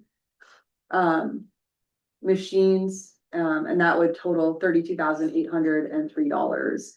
And then just an okay that the board is interested in pursuing formal estimates on the option between projectors and or smart screens until we've had a chance to figure out which would suit needs better. And so at this point, without talking to Kristen, it would come out of our Timber. 50 to 60 compensatory, how do you pronounce that? Compensatory educational instruction. Is that it? Or what category would it? No, I'm sorry, other instructional programs. I'm sorry. Yes. It would come under the other instructional programs category. Yeah. Hope I didn't panic anyone there. So it was unbudgeted for revenue that we can put towards really good student and staff needs. So why are we getting 7 smart screens versus 10 projectors? Because what we just did with we just said that's 7 other classrooms that would be left. K2 has just got their doc cams and projectors and they're really happy. We can look into it. No, I'm saying it was one or the other, right? Either doc cam or either projectors or Yo, the projectors, because there are some non-classrooms that could really use that, as well. So like the Alright. stage, and the cafeteria and the library would really benefit from some additional ways to, And you permanently mount them for each of those three? maybe mounted on the ceiling, yeah. Those are, because those spaces aren't necessarily like instructional spaces, but there's still times when it would, we need to either cast from a computer or present information. So dot cam and projector setup would work. Because we do use them for instruction right now. We do, but the smart screens, they're really cool. You can, like, they're basically like a whiteboard that can capture it. But we haven't had a chance to really have that discussion. But I did want to let the board know that we would like to go forward with getting those quotes and then come back with a stronger recommendation about exactly what we would want to do with those. So you're gonna talk with instructors about this as well. About the bottom part, yeah, absolutely. Kelly, why are the budget estimates minus? Why did you put minus? That's a building, that's an amount, circa, it means it's an estimate, it's Approximate. a little. It looks like a minus, but it's wiggly, I know, yeah. Wiggly. Okay. Because we don't have formal estimates on those. Oh, That is, I see, that is okay. approximately what it would cost. So Thank you. essentially, originally I had said about $50,000 and it's a little bit over, but again, I don't know that we would need both. But until we have formal quotes, I just wanted to kind of give an estimate, but the Okay. computers, if we purchase them now, we'd be able to have them ready to go, when student comes up. But 3 thoughts, if I could. One, to just start with budget, current year budget, I get your play on the forest funds, Mhm. makes sense. If we went all in here on with this, I would see that. Do we have room on a budget line where we wouldn't exceed by spending that out of the current year budget? Does that make sense? In other Like, do words, we have capacity? Yeah. Yes. That's the other instruction. even within an IT category, planned IT category? We can, as long as our totals don't go over. So if you overspend in one category and underspend in another, that we have the budget capacity for that and it doesn't require. Understood, but even so, at more of a detailed level, like, It would take our IT budget well over. Okay. So we would be pulling it from a different line item, yeah. It okay, doesn't really get pulled per se. Yeah, it would be like, it would be covered from a different line item, but one would be I significantly follow. And, below, one would be above. and where we're thinking that excess is coming from, it's pretty solid, in other words. we're It's, gonna- yes, Yeah. yeah. Okay. Again, you addressed what I was gonna say, I had a little more hesitation in last meeting, but, we're planning I forget the number you have, I think 15 or 16 was the PCI enrollment, we're buying 20. Like, is that the right play? I'm just asking, like, and I don't, maybe the estimate is built up around 20, and if we took it down, we're gonna get a different price. But I just, what's that? I don't think so. Okay, so just in my experience, like, sometimes it's better just to not have IT stuff that is sort of underutilized, just have it in stock. So it would be better to, I'd almost wonder if it'd be smarter to hold those 4 or 5 until we actually know we've got the student. To be part of the. Yeah, refresh cycle right, next so year, I refresh. think, so we're looking at 14 currently. Mhm. We do know that we are likely to get some more freshman applications over the summer. Yeah. So, I feel confident saying we could potentially get to 16 or 17. And we also know that things don't always work as we expect. So we had, like, when we did the Chromebook adoption, we had a couple that we had to send back or they didn't work, right? And so the tech we have now, I don't want to hand to a student next year. So having 2 or 3 extra laptops in the event that something unforeseen happens, I think would be the right move for students so that we aren't handing them something that has tape holding it together if there's. What level of, is this quote is coming with what level of service plan, or is it like? So, Next John, day? you're saying, just get Send in about and- and There's two questions, so yours is what's the level of service built into them, and then Mhm. Bill's gonna ask something. You were talking like, get only so many for students, but you're gonna add in for the teachers, weren't theirs needed replaced too? it's down there. Yeah, no, I'm Yeah. not, yeah, that's on the back page, the 8, yeah, I think sounds like that's time to do, I'm just pushing a little bit on, if we're only expecting 15 or 16 students, should we buy 20 laptops for them? But I take the point, I understand what we're saying there. Yeah, and sometimes it's like you're doing that math yourself of the delta of going to next business day replacement. It's cheaper to have a couple extra Mm-hmm, in place, and sometimes it's not. right. Probably having 4 or 5 extra and next business day replacement may not be necessary. The spec sheet I have just says, extended. I don't have the full, but I can, Because within food management and standard app deployments, you should be able to get a new one out fairly quickly Sure. if there's a failure, and you can replace it under your extended warranty. Mhm. Yeah, and my third point was just, yeah, on the other technology we're looking at estimates on, of course, just making sure if it's things like the whiteboard thing, I think, like, we haven't used that, like, let's just, yeah, I mean, obviously, I think we want to invest in the right technology and make sure, but we want to make sure it's going to be used and it will be useful. So that would be. part of And our that request. definitely is not ready for action. It's just more like, these are some of the things that would be in the overall like improvement picture, Mhm. to give the board kind of advance notice of that. It's gonna be the next step. So have we, talked to, Mr. Hawkins about the, guts of these Dells to make sure that they're going to have adequate, graphics and memory and all that rigmarole? Can I just comment? Cause I did want to clear up or like make sure it was understood. I spoke with Kelly today specifically about the 3D modeling workstations. We didn't get into like, are these teacher workstations good? We talked about like, she would maybe send me the specs, but I haven't had a chance to look at that yet. And there are things just to be aware of. For example, I know that Dr. Harb had, Uvalde Khan Academy, right? Yeah. Dr. Harb has used a touch screen to do that sort of description of math exercises, and I don't know if these are touch screens or not. So there may be things that should be like checked off, and it might be good to just, send a note to everybody. Do you have any concerns? Here's what we're looking about getting, try to reply within a couple days because we need to move forward, that sort of thing. But Yeah, we want them here in plenty of time to make sure they're working on day one, right? Yes, yes. We don't want like we had before where it was like correct. terrible, 3 or 4 weeks before anybody could use their laptops and stuff. So getting that collaborative thing going before school year ends, so that while everybody's still here would be super. I think that's great. Do you need a motion from this? I'm sorry, Joan. Does anybody else have comments about the computers?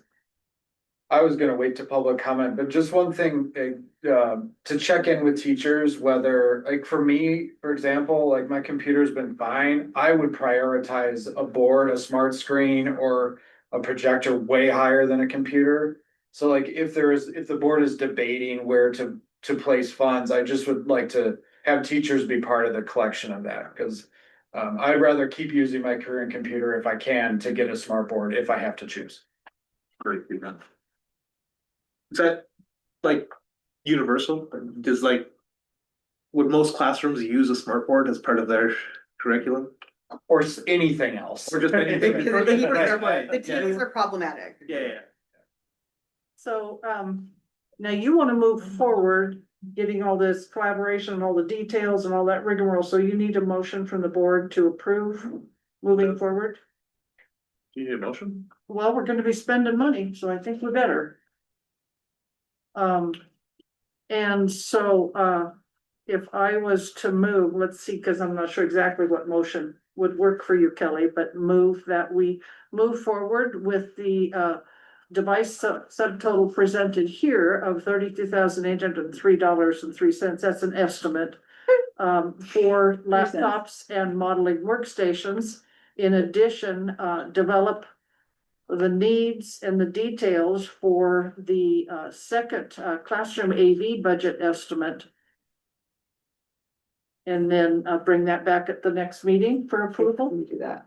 One of the things that, I mean, I am supportive of that. I kind of appreciate hearing the feedback here from our Yeah, staff. yeah. And so that would be my one thing is like, yeah, let's just, if there's some trade-offs here that would make some sense, I would bake that in. But yeah, in principle, I'm supportive of getting the students renewed. I'm even okay with the 20 based on what we talked about. But yeah, faculty laptops is, you know, if the smarter play is 6 and then we kind of reserve more for the board things, the smart screens, then maybe that's the play. So that'd be my only. Yeah, I wasn't sure exactly how to word this. Do we want to approve her to move forward with I think we was. developing the criteria I for think- all of these items? so are we think so. comfortable moving forward with purchasing student and staff computers? And Yeah, then in getting the a, general, I think we should support. We're not gonna say, do this quote and this quote for this amount of money. Collaborate with the student teachers, as long as we're in like that range, that low $30,000 range. Like, let's make a purchase. If the ones are working already, we don't need to replace them though. Right? Teachers? Well, that would be determined as Kelly works with the instructors on what they need in their classroom. I think technology refresh on something like laptops. I don't know how old your laptop is. For a couple of years. Yeah, okay, so if it's a couple years old, Yeah. great. Yeah. Right, almost somewhere around that year 4, year 5 with the abuse that laptops take. You kind of have that, oh, I should have done this last year.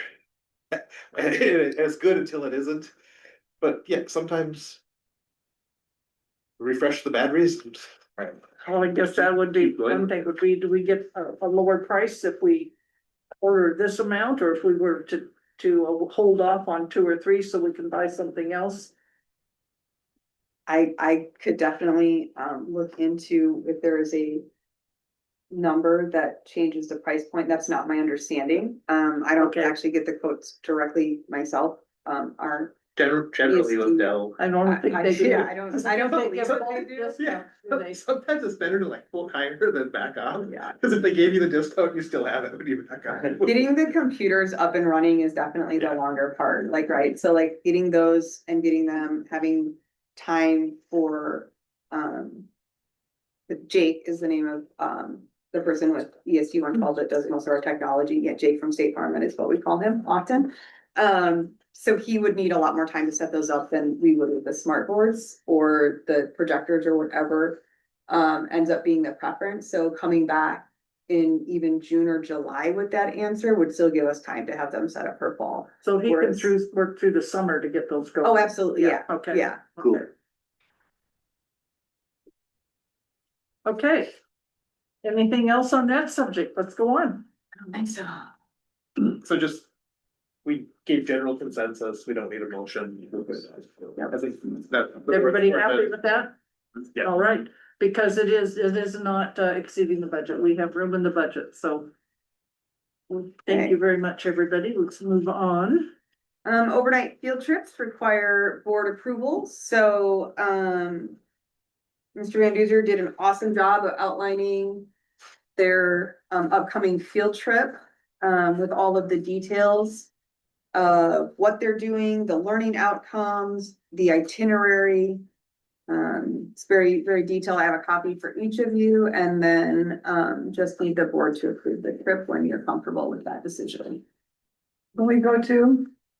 Come on, let's go. We just need a bigger house. Sorry. Hey, we're joking. It does. It does sound like a fun trip. I know somebody who really enjoyed it. Yes, absolutely. We've heard so much good about this trip in the past that.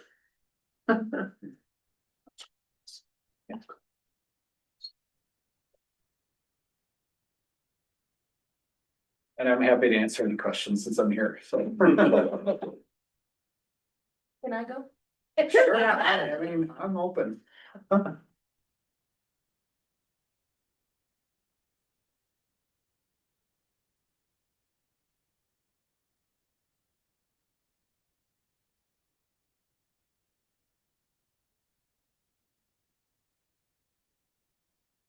And what is the cost for, what is that?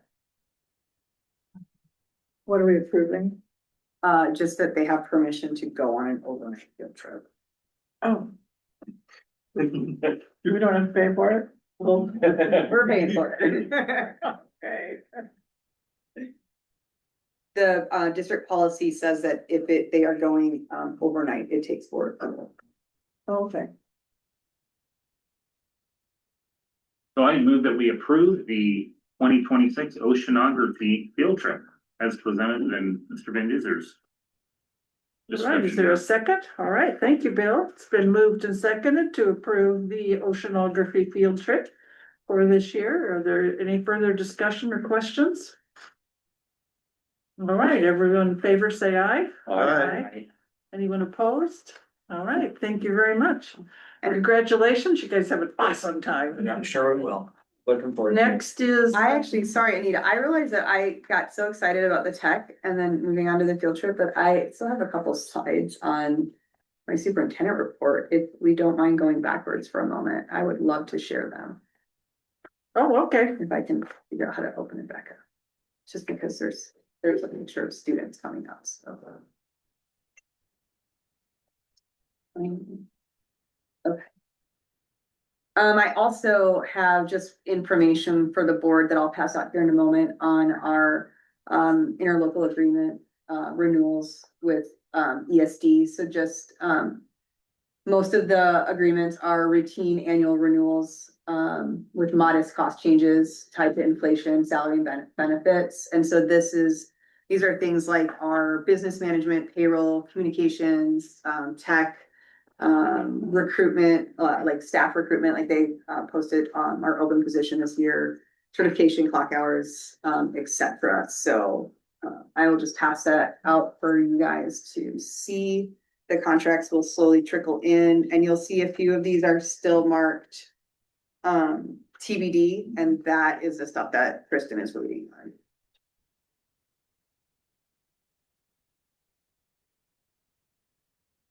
We had our monthly safety drill. This month was a lockdown. So I have a question Oh, about yes. this. So we need to approve these contracts, but you're not asking for that tonight. Nope, I'm just giving Okay, you this is a heads information up. to review because it, The yeah. heads up. Heads Okay. up. As with all safety drills, it was, helping us identify any places where we needed to make improvements. So we will be looking to continue to figure out how to make E3 more friendly or what we can use in place of it. One of the things we identified was that the sound is the same on E3, whether it's a fire drill, a lockdown, an evacuation. And so you actually have to like look at your screen, whether it be your phone or your computer. And in a high stress situation, that might not be very practical. So the safety committee will continue to look into that. And We had change the tone. I don't know, according to- I don't think that's an option. I don't know that we've been extremely pleased with the system that we have. It has a lot of problems. But it is what we have right now, and we've tried to solve those problems. We have not solved all of them. So at some point we may need to consider other options. It's part of why we have such a big push for like a PA system and things like that, because that would help in a different way. Right now, we don't have any way to just like make a general announcement to both buildings and the playground. So like, if there was an emergency and students were at recess, if the recess supervisor's cell phone did not get the E3 alert, they would not be aware, because we do not have a PA at all. But we definitely don't have one that allows us to make an announcement to the playground or to the portables, which is a high concern of mine that we continue to write grants and look for ways to solve. So on that grant thing you were talking about, would that be in on that, but We also had our annual bus inspection on April 29th, and we passed, of course, because Barbie does a great job. Well, so yeah, because I was in the parking lot just the other day and Barbie leaned out the bus window to tell me some wonderful news, which I congratulated her on, but I couldn't hear what she said. Well, Well, and it's always exciting in a community as small as Mill A when the sheriff is all over your parking lot. So they were here for a good chunk of the day, but they were here investigating the bus. We also settled on using the PBIS survey. I want to thank all the team members who kind of weighed the options of some of the different ways surveys that we could use instead of creating them in-house, which has the potential for bias, like just because if you're creating it yourself. We went with the positive behavior intervention support, that's PBIS survey. They're a nationwide organization. That will be going out to students grades 3 and up, all staff and families starting May 26th. And then here's the whole reason I wanted to come back to my slide. The look ahead. So usually this is talking about what's coming up in the coming months, but I think the most important thing coming up right now is that we are about to send 6 amazing young adults off into the world to do great things. And we will miss them greatly, but again, please come celebrate with us on the first Friday in June. First Friday in June. First Friday in June. And that officially concludes my report. All right, thanks. Yes. So now we're on to the Montana. Now we're, yeah, sorry. Yes, get those pictures. Huh? I think we're third. Contracts, yep. That was fine. Oh. That'll be ready to one. So did just copies for everybody or? No, it is just all of them. So we have all certificated staff contracts for the board to approve. There are no changes from this year's contract other than the salary increase of staff increase. So all this FTE and everything is the same. So I think they're pretty much the same. I'll read each one so that we have a record of those that we're approving and pass them so people can look at them. Our first one is for our teacher, Bridget. She is full-time for 180 days as an elementary teacher. Her salary is per the CBA for the 26-27 school year.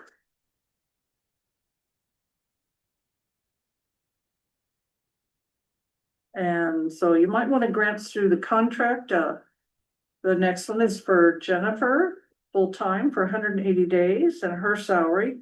The teachers receive a set amount 12 months, even though the school year is 180 days. That way they have a reliable income, the same amount every year, every month. The next one is for Liz Brooks, full-time for 180 days. So I'll let you so everybody probably wants to read the contract. I think that'd probably be a good idea. This is for Dr. Harb, full-time, 180 days, salary full for the CBA. This one is for Mr. Hawkins, full-time, 180 days. That's our technology guy. Mr. Van Duzer, full-time, 180 days. Does everybody have a copy of the contract to read?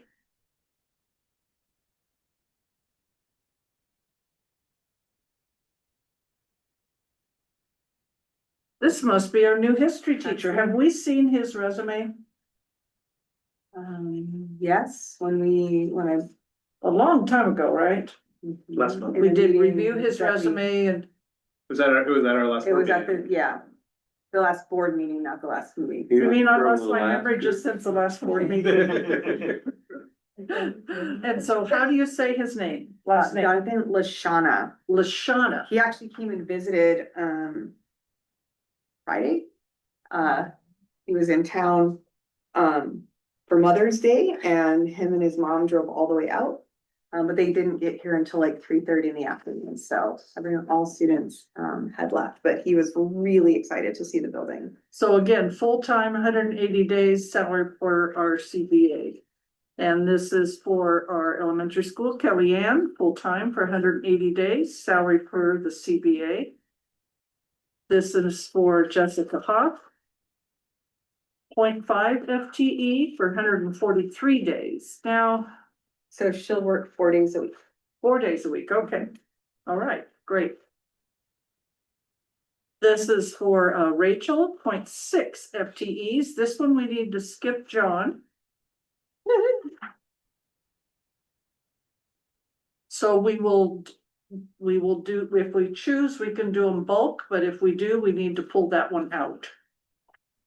Yeah, one other, while we're on that, just reviewing our conflicts of interest policy, I think there's a specific thing just that we want to note in the minutes of the meeting, that relationship, a spousal relationship exists, and that yes, I would recuse or not participate in any vote on the contract. Right, so the motion, will have a separate motion for that contract. Right. This one is for Margaret, full-time, 180 days. So did everyone get a chance to read the entire contract back page and everything? Yeah. Not yet.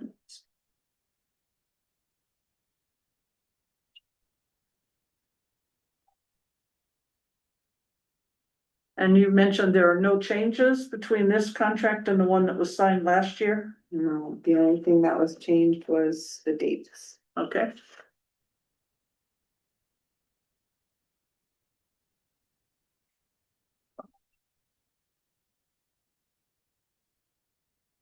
Is there anyone who is not here? Not certificated. Not that I could think of.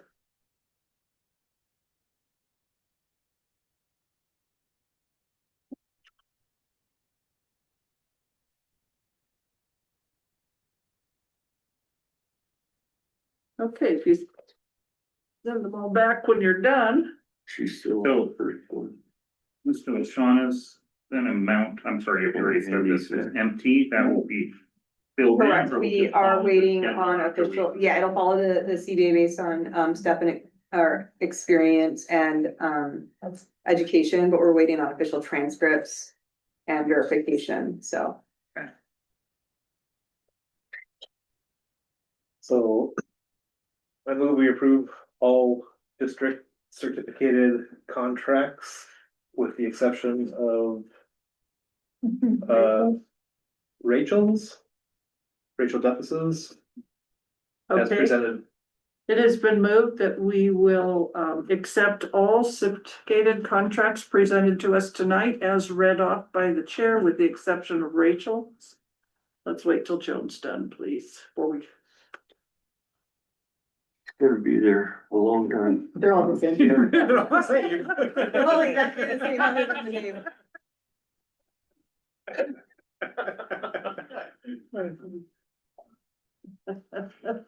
Except for the amounts.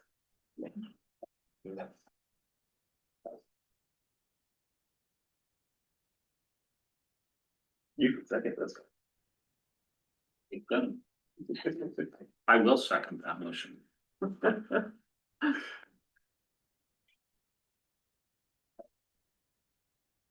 Okay. Thank you. Okay. Yeah, give it back. They'll already score the numbers for you. I didn't get to read them all. They're all the same. Okay, so there is a motion on the floor. Is there a second? I did second it. Okay, it's been seconded. Is there any discussion or questions? Okay, everyone in favor say aye. Aye. Aye. Anyone opposed? All right, thank you. I move that we approve Rachel Duffus's Don't I sign them? No, okay. certificated employment contract as presented to the board. Okay, there's a motion to approve our certificated contract for Rachel and John has abstained from this, recused himself from participating in this vote. Is there a second for that I'll motion? second.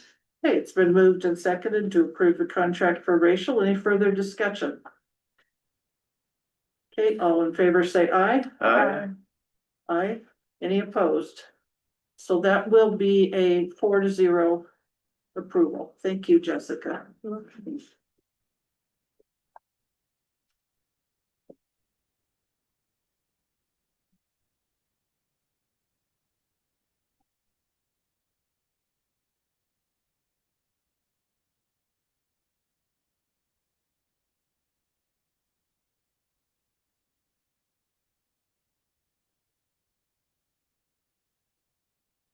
You want me to? You want, yeah, do you want to take this one? So the next item that on the agenda that Kelly has is our MOU with the fire department. And I thought I made copies for everyone, but maybe I totally, There was a copy on my folder when I came in. oh, okay, you already have a copy. The only question I had, not to jump the gun, Anita, but it referenced with an attachment A, which maybe is in the original, but not copy. That's on page 1 of 3, I only got 1 page. Anita just wanted one. Yes, there is attachment A. So I have one modification. And this is where it pays to be old. Okay. The first line says in memorandum of understanding. Is utilized to assist MASD with temporary storage of equipment or vehicles within the garage bays leased by the SCFD1, for the Swaney County Fire District 1. So Swaney County Fire District does not lease that building. But no one at the fire department knows that, because nobody was here. And nobody else was here in the 80s when it was built by the community. It belongs to the Millay Volunteers, and when the Millay Volunteers disbanded, I wrote a quitclaim deed and we gave that building to Swaney County Fire District 1. It's just, nobody there knows that. So send them a bill. So, no, so there's no, because it's written that way, we can either change lease to own, or we can go back to the fire district and ask them to rewrite it. Because they do not lease it from us. It belongs to the fire district. And the fire district is very happy to share it, the building, with the Millay School District to store their van.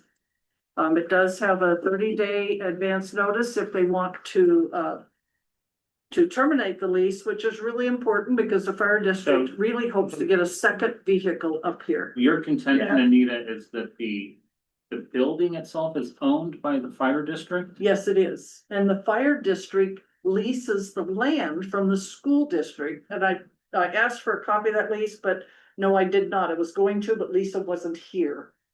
And we know such a lease exists? Yes.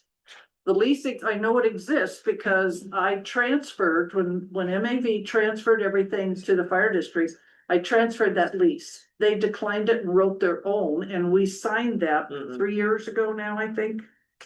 Yeah, it's like a very low, like $1 or something. Yeah, yeah.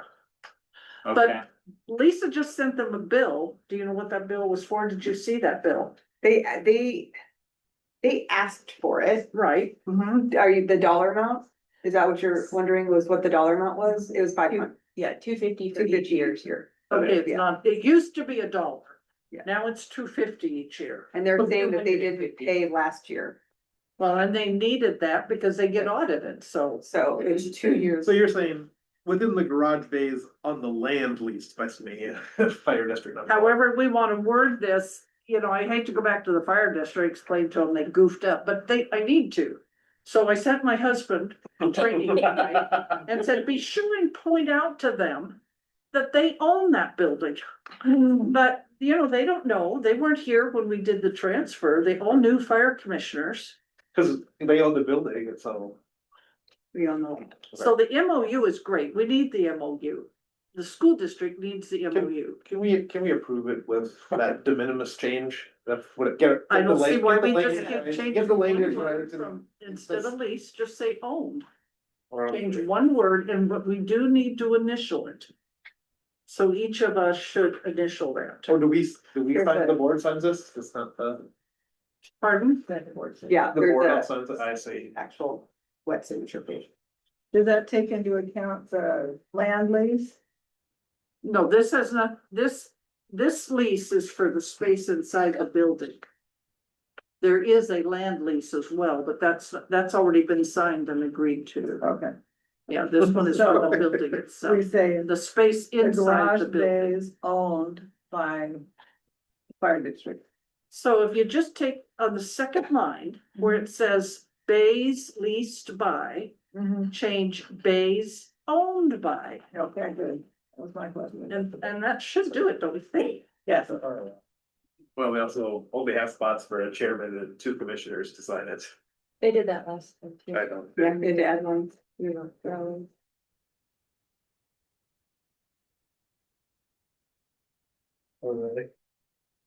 So I'm gonna have to go down to the auditor's office and get a copy of the quitclaim deed or have the fire district do it or something.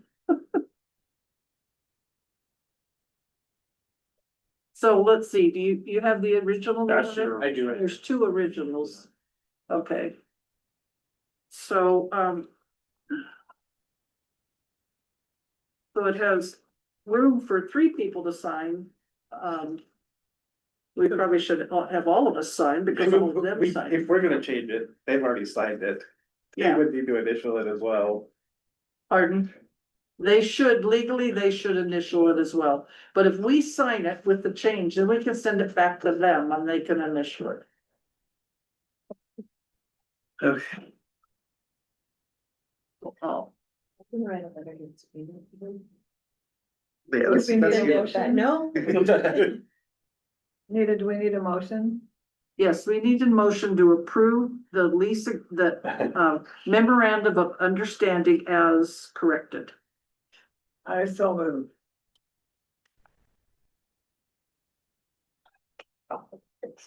Okay, it's been moved to approve this memorandum of understanding between the Millay School District and the Scalini County Fire District 1 as amended. Is there a second? Second. Okay, it's been moved and seconded. Is there further discussion? Okay, so I will pass these around, please. are you gonna vote? Initial, oh yeah, all in favor, say aye. Aye. Aye. Anyone opposed? So please initial and sign the back page of both copies. Initial or? Ooh, that's done. They're always, Just initial or anywhere up there. Oops, sorry. Can we take a quick break? Pardon? Can we take a quick break? This is a great time for a break. We will take a 5-minute break. It is 8:18. We'll be back in 5 minutes.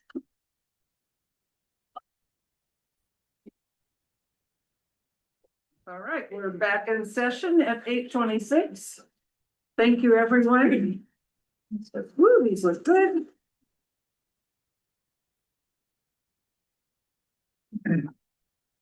What's next? Public comment, right? Yes. You're all done? Yep. All right.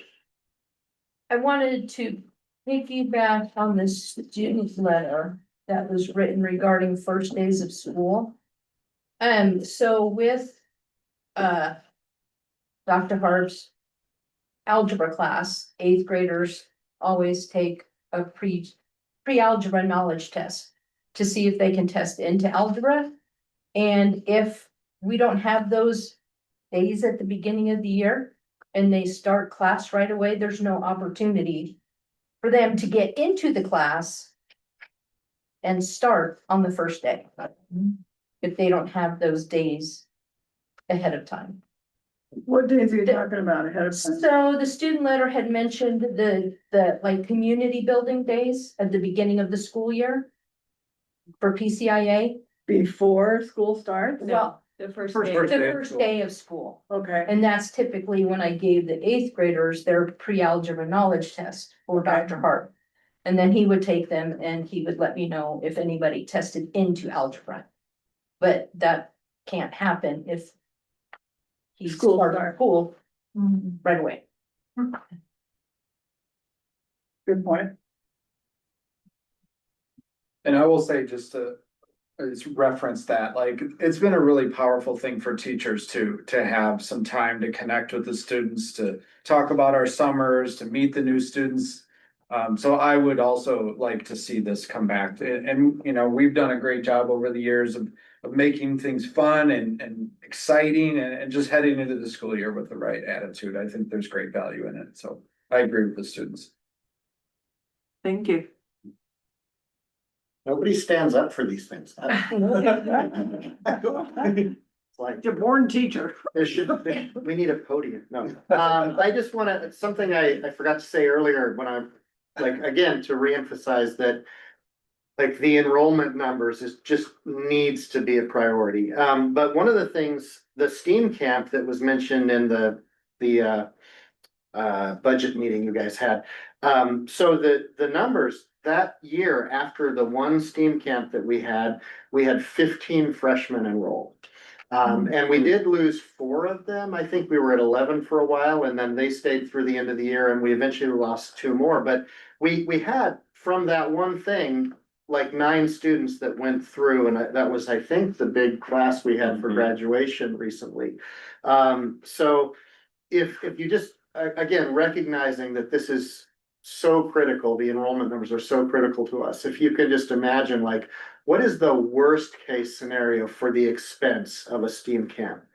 And I think I can't imagine it would, it'd be hard to make it cost more than like $10,000 or $12,000, right? And it probably wouldn't cost that, but even if it costs the $12,000 at the very highest end of that, if you spend $12,000 a year and that guarantees, or I mean, can't guarantee, but if that proves out to be the thing that gives you 15 students or 10 to 18 or whatever it is, whatever the range is, that is such a bargain, right? So we really need, I think we really need to try that. Our one experiment was wildly successful. And the fact that we haven't done it again, I think is a missed opportunity that we just need to stop missing. Totally different subject. I also wanted to comment about the 20 laptops for 15 kids or whatever we had. I want you all, I'm sure, have very different experiences with computers. I'll just briefly mention mine. Back in private industry, if my laptop failed, I had a desktop I would use, right? If the laptop and the desktop failed, I could probably go over and borrow somebody else's and make it work. The students don't have that option. There's no desktop they can switch to. And instead of like the project that you're trying to finish to make some money, maybe shifting to another computer and getting it done anyway, or using your home computer or whatever, what happens is you have a student who potentially for, in our experience, like a week or 2, but even if we get it down to 2 days, you're working on projects and you're putting that student 2 days behind. So it's really important to have a live hot backup. You've got to be able to swap that in so the student can just pick up with what they're doing. Yeah, this has been a recurring real problem that like I'm not going to give a student an F because their laptop broke. So what ends up happening is I have to like excuse them from that assignment, but that doesn't fix it because now they've missed the assignment that we're going to build on next week or the week after. So it is very important to have those backup computers, and we have had 5 on the shelf and had every single one of them used in the past. That's partly because they're so broken down, right? So we hope that will get better, but yeah, I think it's different than what most people experience and more harmful for students if we lose a computer for a few days. When is the STEAM camp and So what is it? STEAM camp is the one time we had it, it was a 3-day summer camp. Usually not long after school ends because nobody wants to break the middle of their summer. So like if school is out on June 12th, maybe June 20th or 25th, whatever weekend or timing works. At the time we invited, I think 6th, 7th, and 8th graders from around the community to come in. Anyway, and they come in for an experience that is kind of like a tech and art. I don't know. I don't know the name of it, but like you build a thing around an egg and see who can drop theirs from the highest distance and have the egg not break, right? Like build it out of drinking straws or paper airplane distance contests. So things that are fun, but we're talking about structural engineering, or we're talking about aerodynamics and how you make an airplane fly farther. And we built little robots, like out of CDs, which kids these days don't know what they are, but you know, we would use the CD and put a little motor in the middle, and they would decorate it, and you had there's like that spinny game with the little things people have. Do anybody know what I'm talking about? The Beyblades. Thank you. So yeah, like Beyblades is this thing that kids would play. They spin up this little metal disc and it crashes together. So we built, or for my part of it, I built like this table that was slightly bowl shaped, and they could put their little robots in, and they decorated the heck out of them and just had a load of fun. So they have that experience tied to our school. They're learning tech things, and every one of them wants to come here after that, right? But it does take work, and it takes some money, and it takes doing and planning. But I think well worth the investment. Sounds like it. Yeah. So is it okay if I ask a question? On your computers, when you pull one off the shelf, because this one isn't working, the kids, all their work is stored somewhere else so they could easily, okay. Better now than it was for the years I'm talking about. Like, it used to be that they lost a lot of their Yeah, work. that's what I was worried about. But we have almost everything in Google Cloud now, or other online things. It's not 100%. I don't know that it ever will be, because people will download something they're using, but they just download it again. It's if you have a computer that you have the right to log into, and that sets up your permission on the network, it's much nicer. You can just log in and start work. Yeah.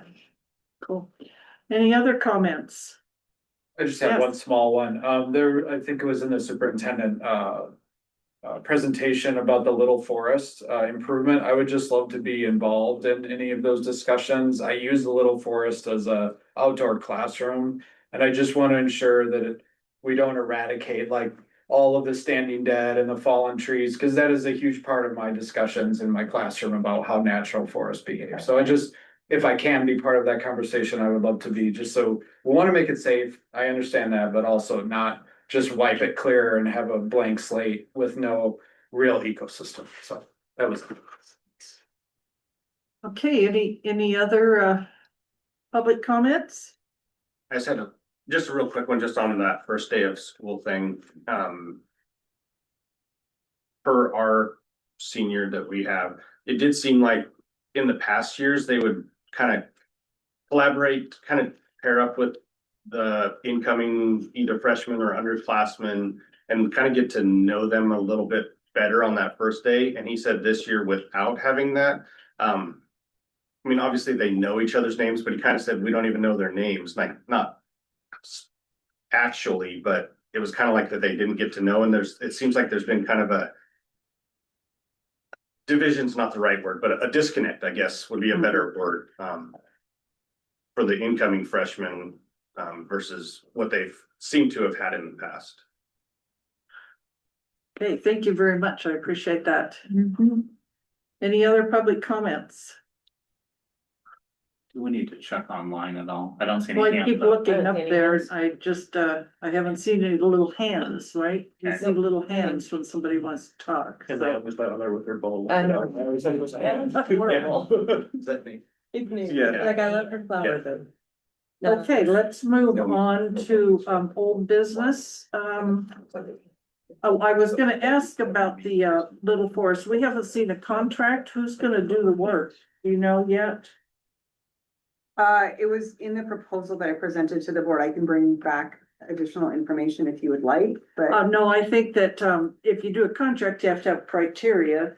And since we have some instructors that are interested in seeing what that criteria is, that would be really great. Okay. Thanks. Because you gotta have criteria before you do contracts, and we have to approve the contract, so. We have to approve all contracts. So.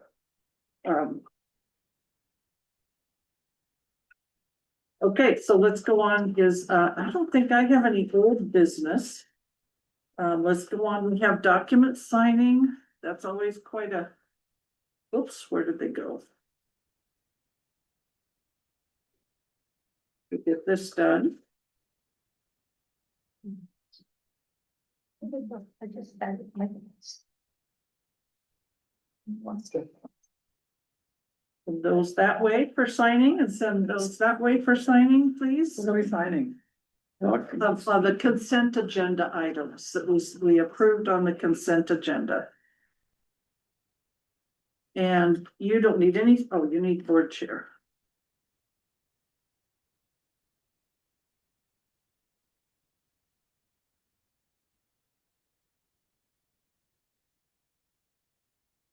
Oh, okay.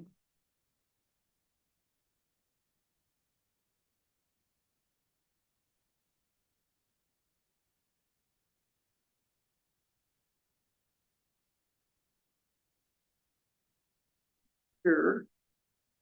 Where the minutes went. You know what, Anita? No, I did send them, I didn't have.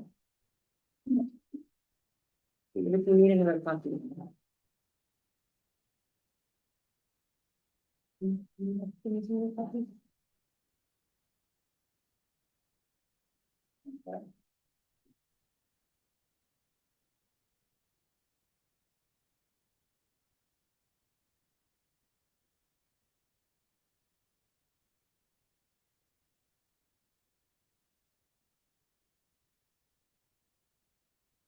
Well, we didn't sign this.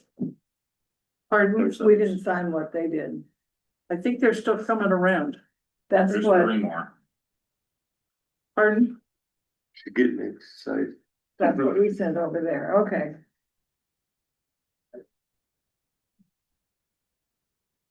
But are we in blue or black? Oh, there's black there. That wasn't me. This one. No, it wasn't me either, but I better put it down now that you mentioned that and get on the board. But I think I signed some others with black.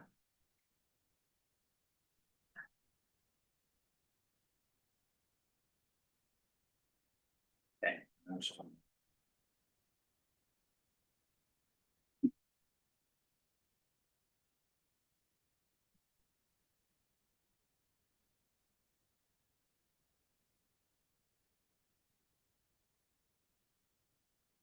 Sign all those.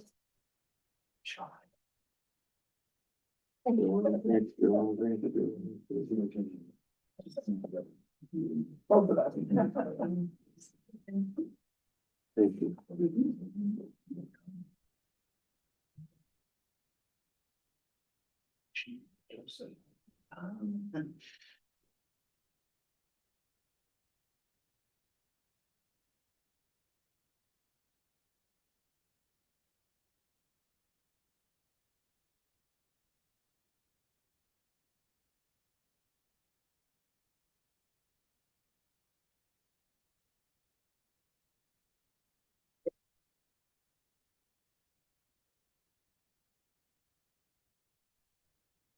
Would you pass this to Jessica? Could you make sure we didn't goof up and not sign something or? Without the fact, make sure that's everything that you need there. Okay, we are on to executive session, so we will adjourn into an executive session authorized by RCW 42.30 for the purpose of discussion of employee performance. Let's give us 20 minutes. So we will return at 9:02, it looks like, if I did that right. And then we'd ask everyone to step out, please, including our superintendent. But they don't massage. Yeah. They're not massaged. Okay, I lost my agenda.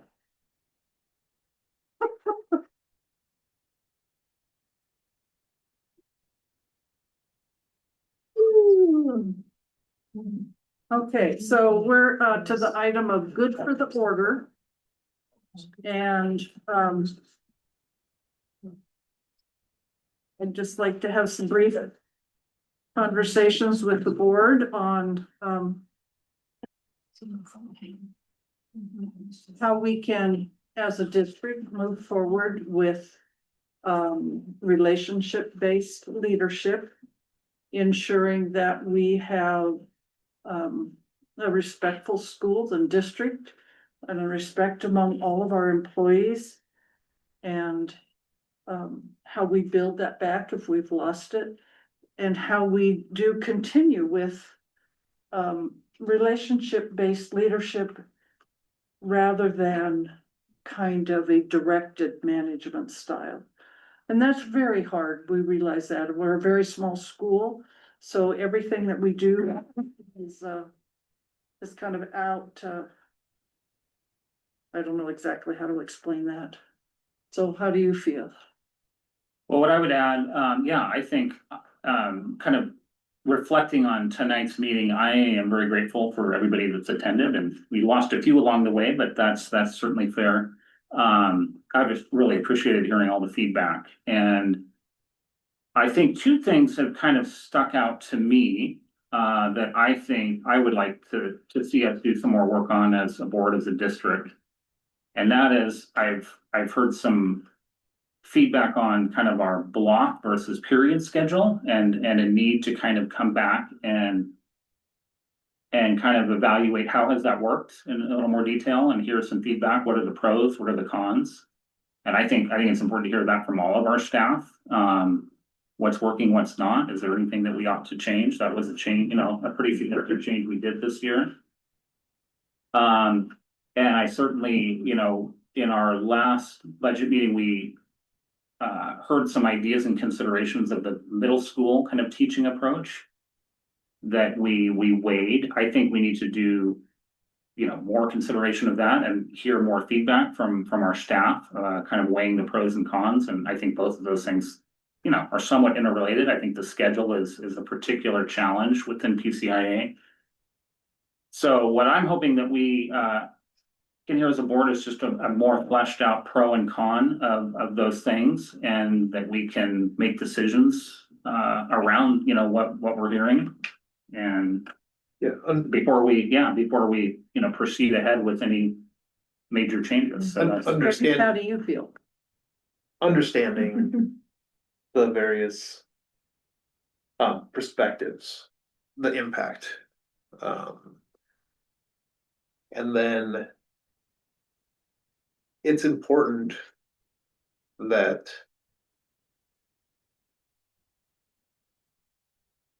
this isn't, I appreciate all the feedback, right? But it's it's great that you guys are here, you're sharing your perspective. To me, that's also, I don't want to have to hear your feedback because, or when I do, it should be because you've had discussions. You're not every decision is gonna come down and everybody's gonna be happy with, but everybody should be heard and understood to the best that can happen. And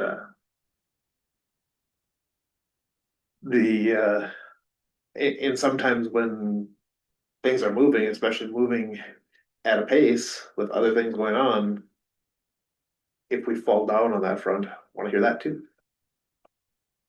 So Joan, do you have any things you want to discuss with the board or share with the board, or? I wonder what your solutions to the things that you brought up. Some of the things that brought up were solutions, but to the schedules and to the middle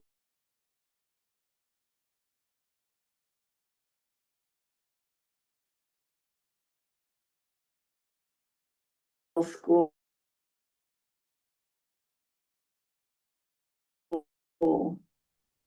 Okay, you guys can come to us if things aren't going right and stuff. Don't let it boil over, just try to fix it before it gets bad.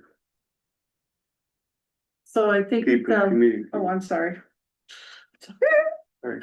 So I think, Kelly, you've heard some comments here about the board and kind of, I don't think the board,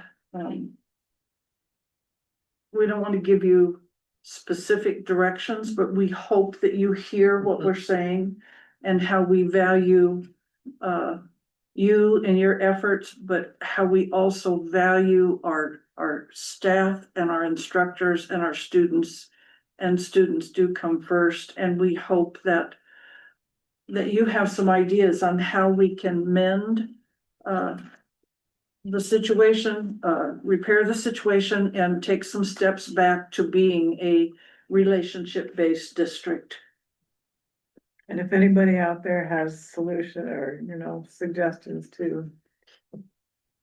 Well, I appreciate the opportunity to talk about the situation and acknowledge that I got out over my skis a little bit, and just the continued commitment to making the district the best place it can be for students and staff in the community.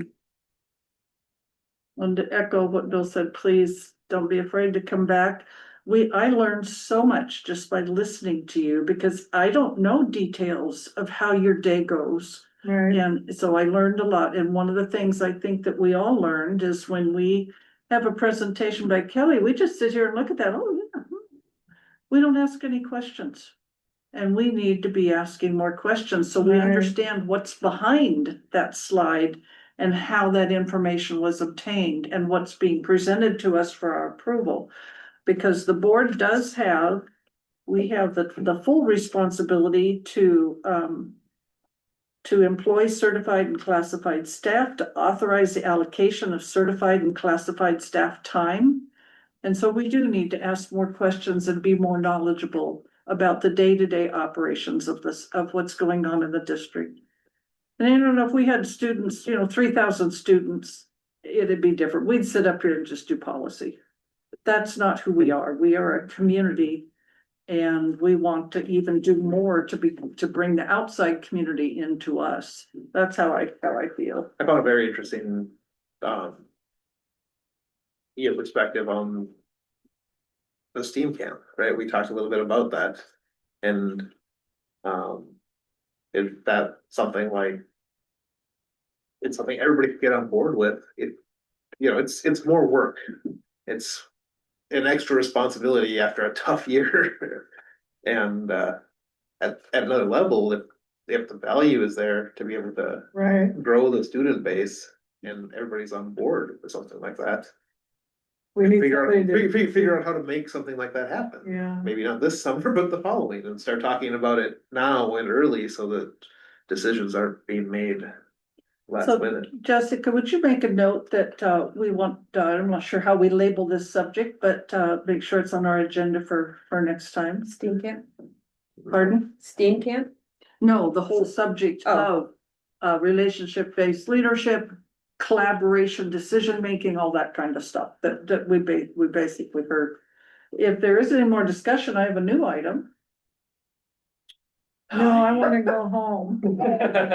This will be very short, but it's important to recognize that next year is our 10th anniversary of PCIA. Now, if we were a real college, we would be honoring you with your 10-year, but we're not. But we definitely, we are a college, and we definitely need to plan some things for next year to celebrate 10 years.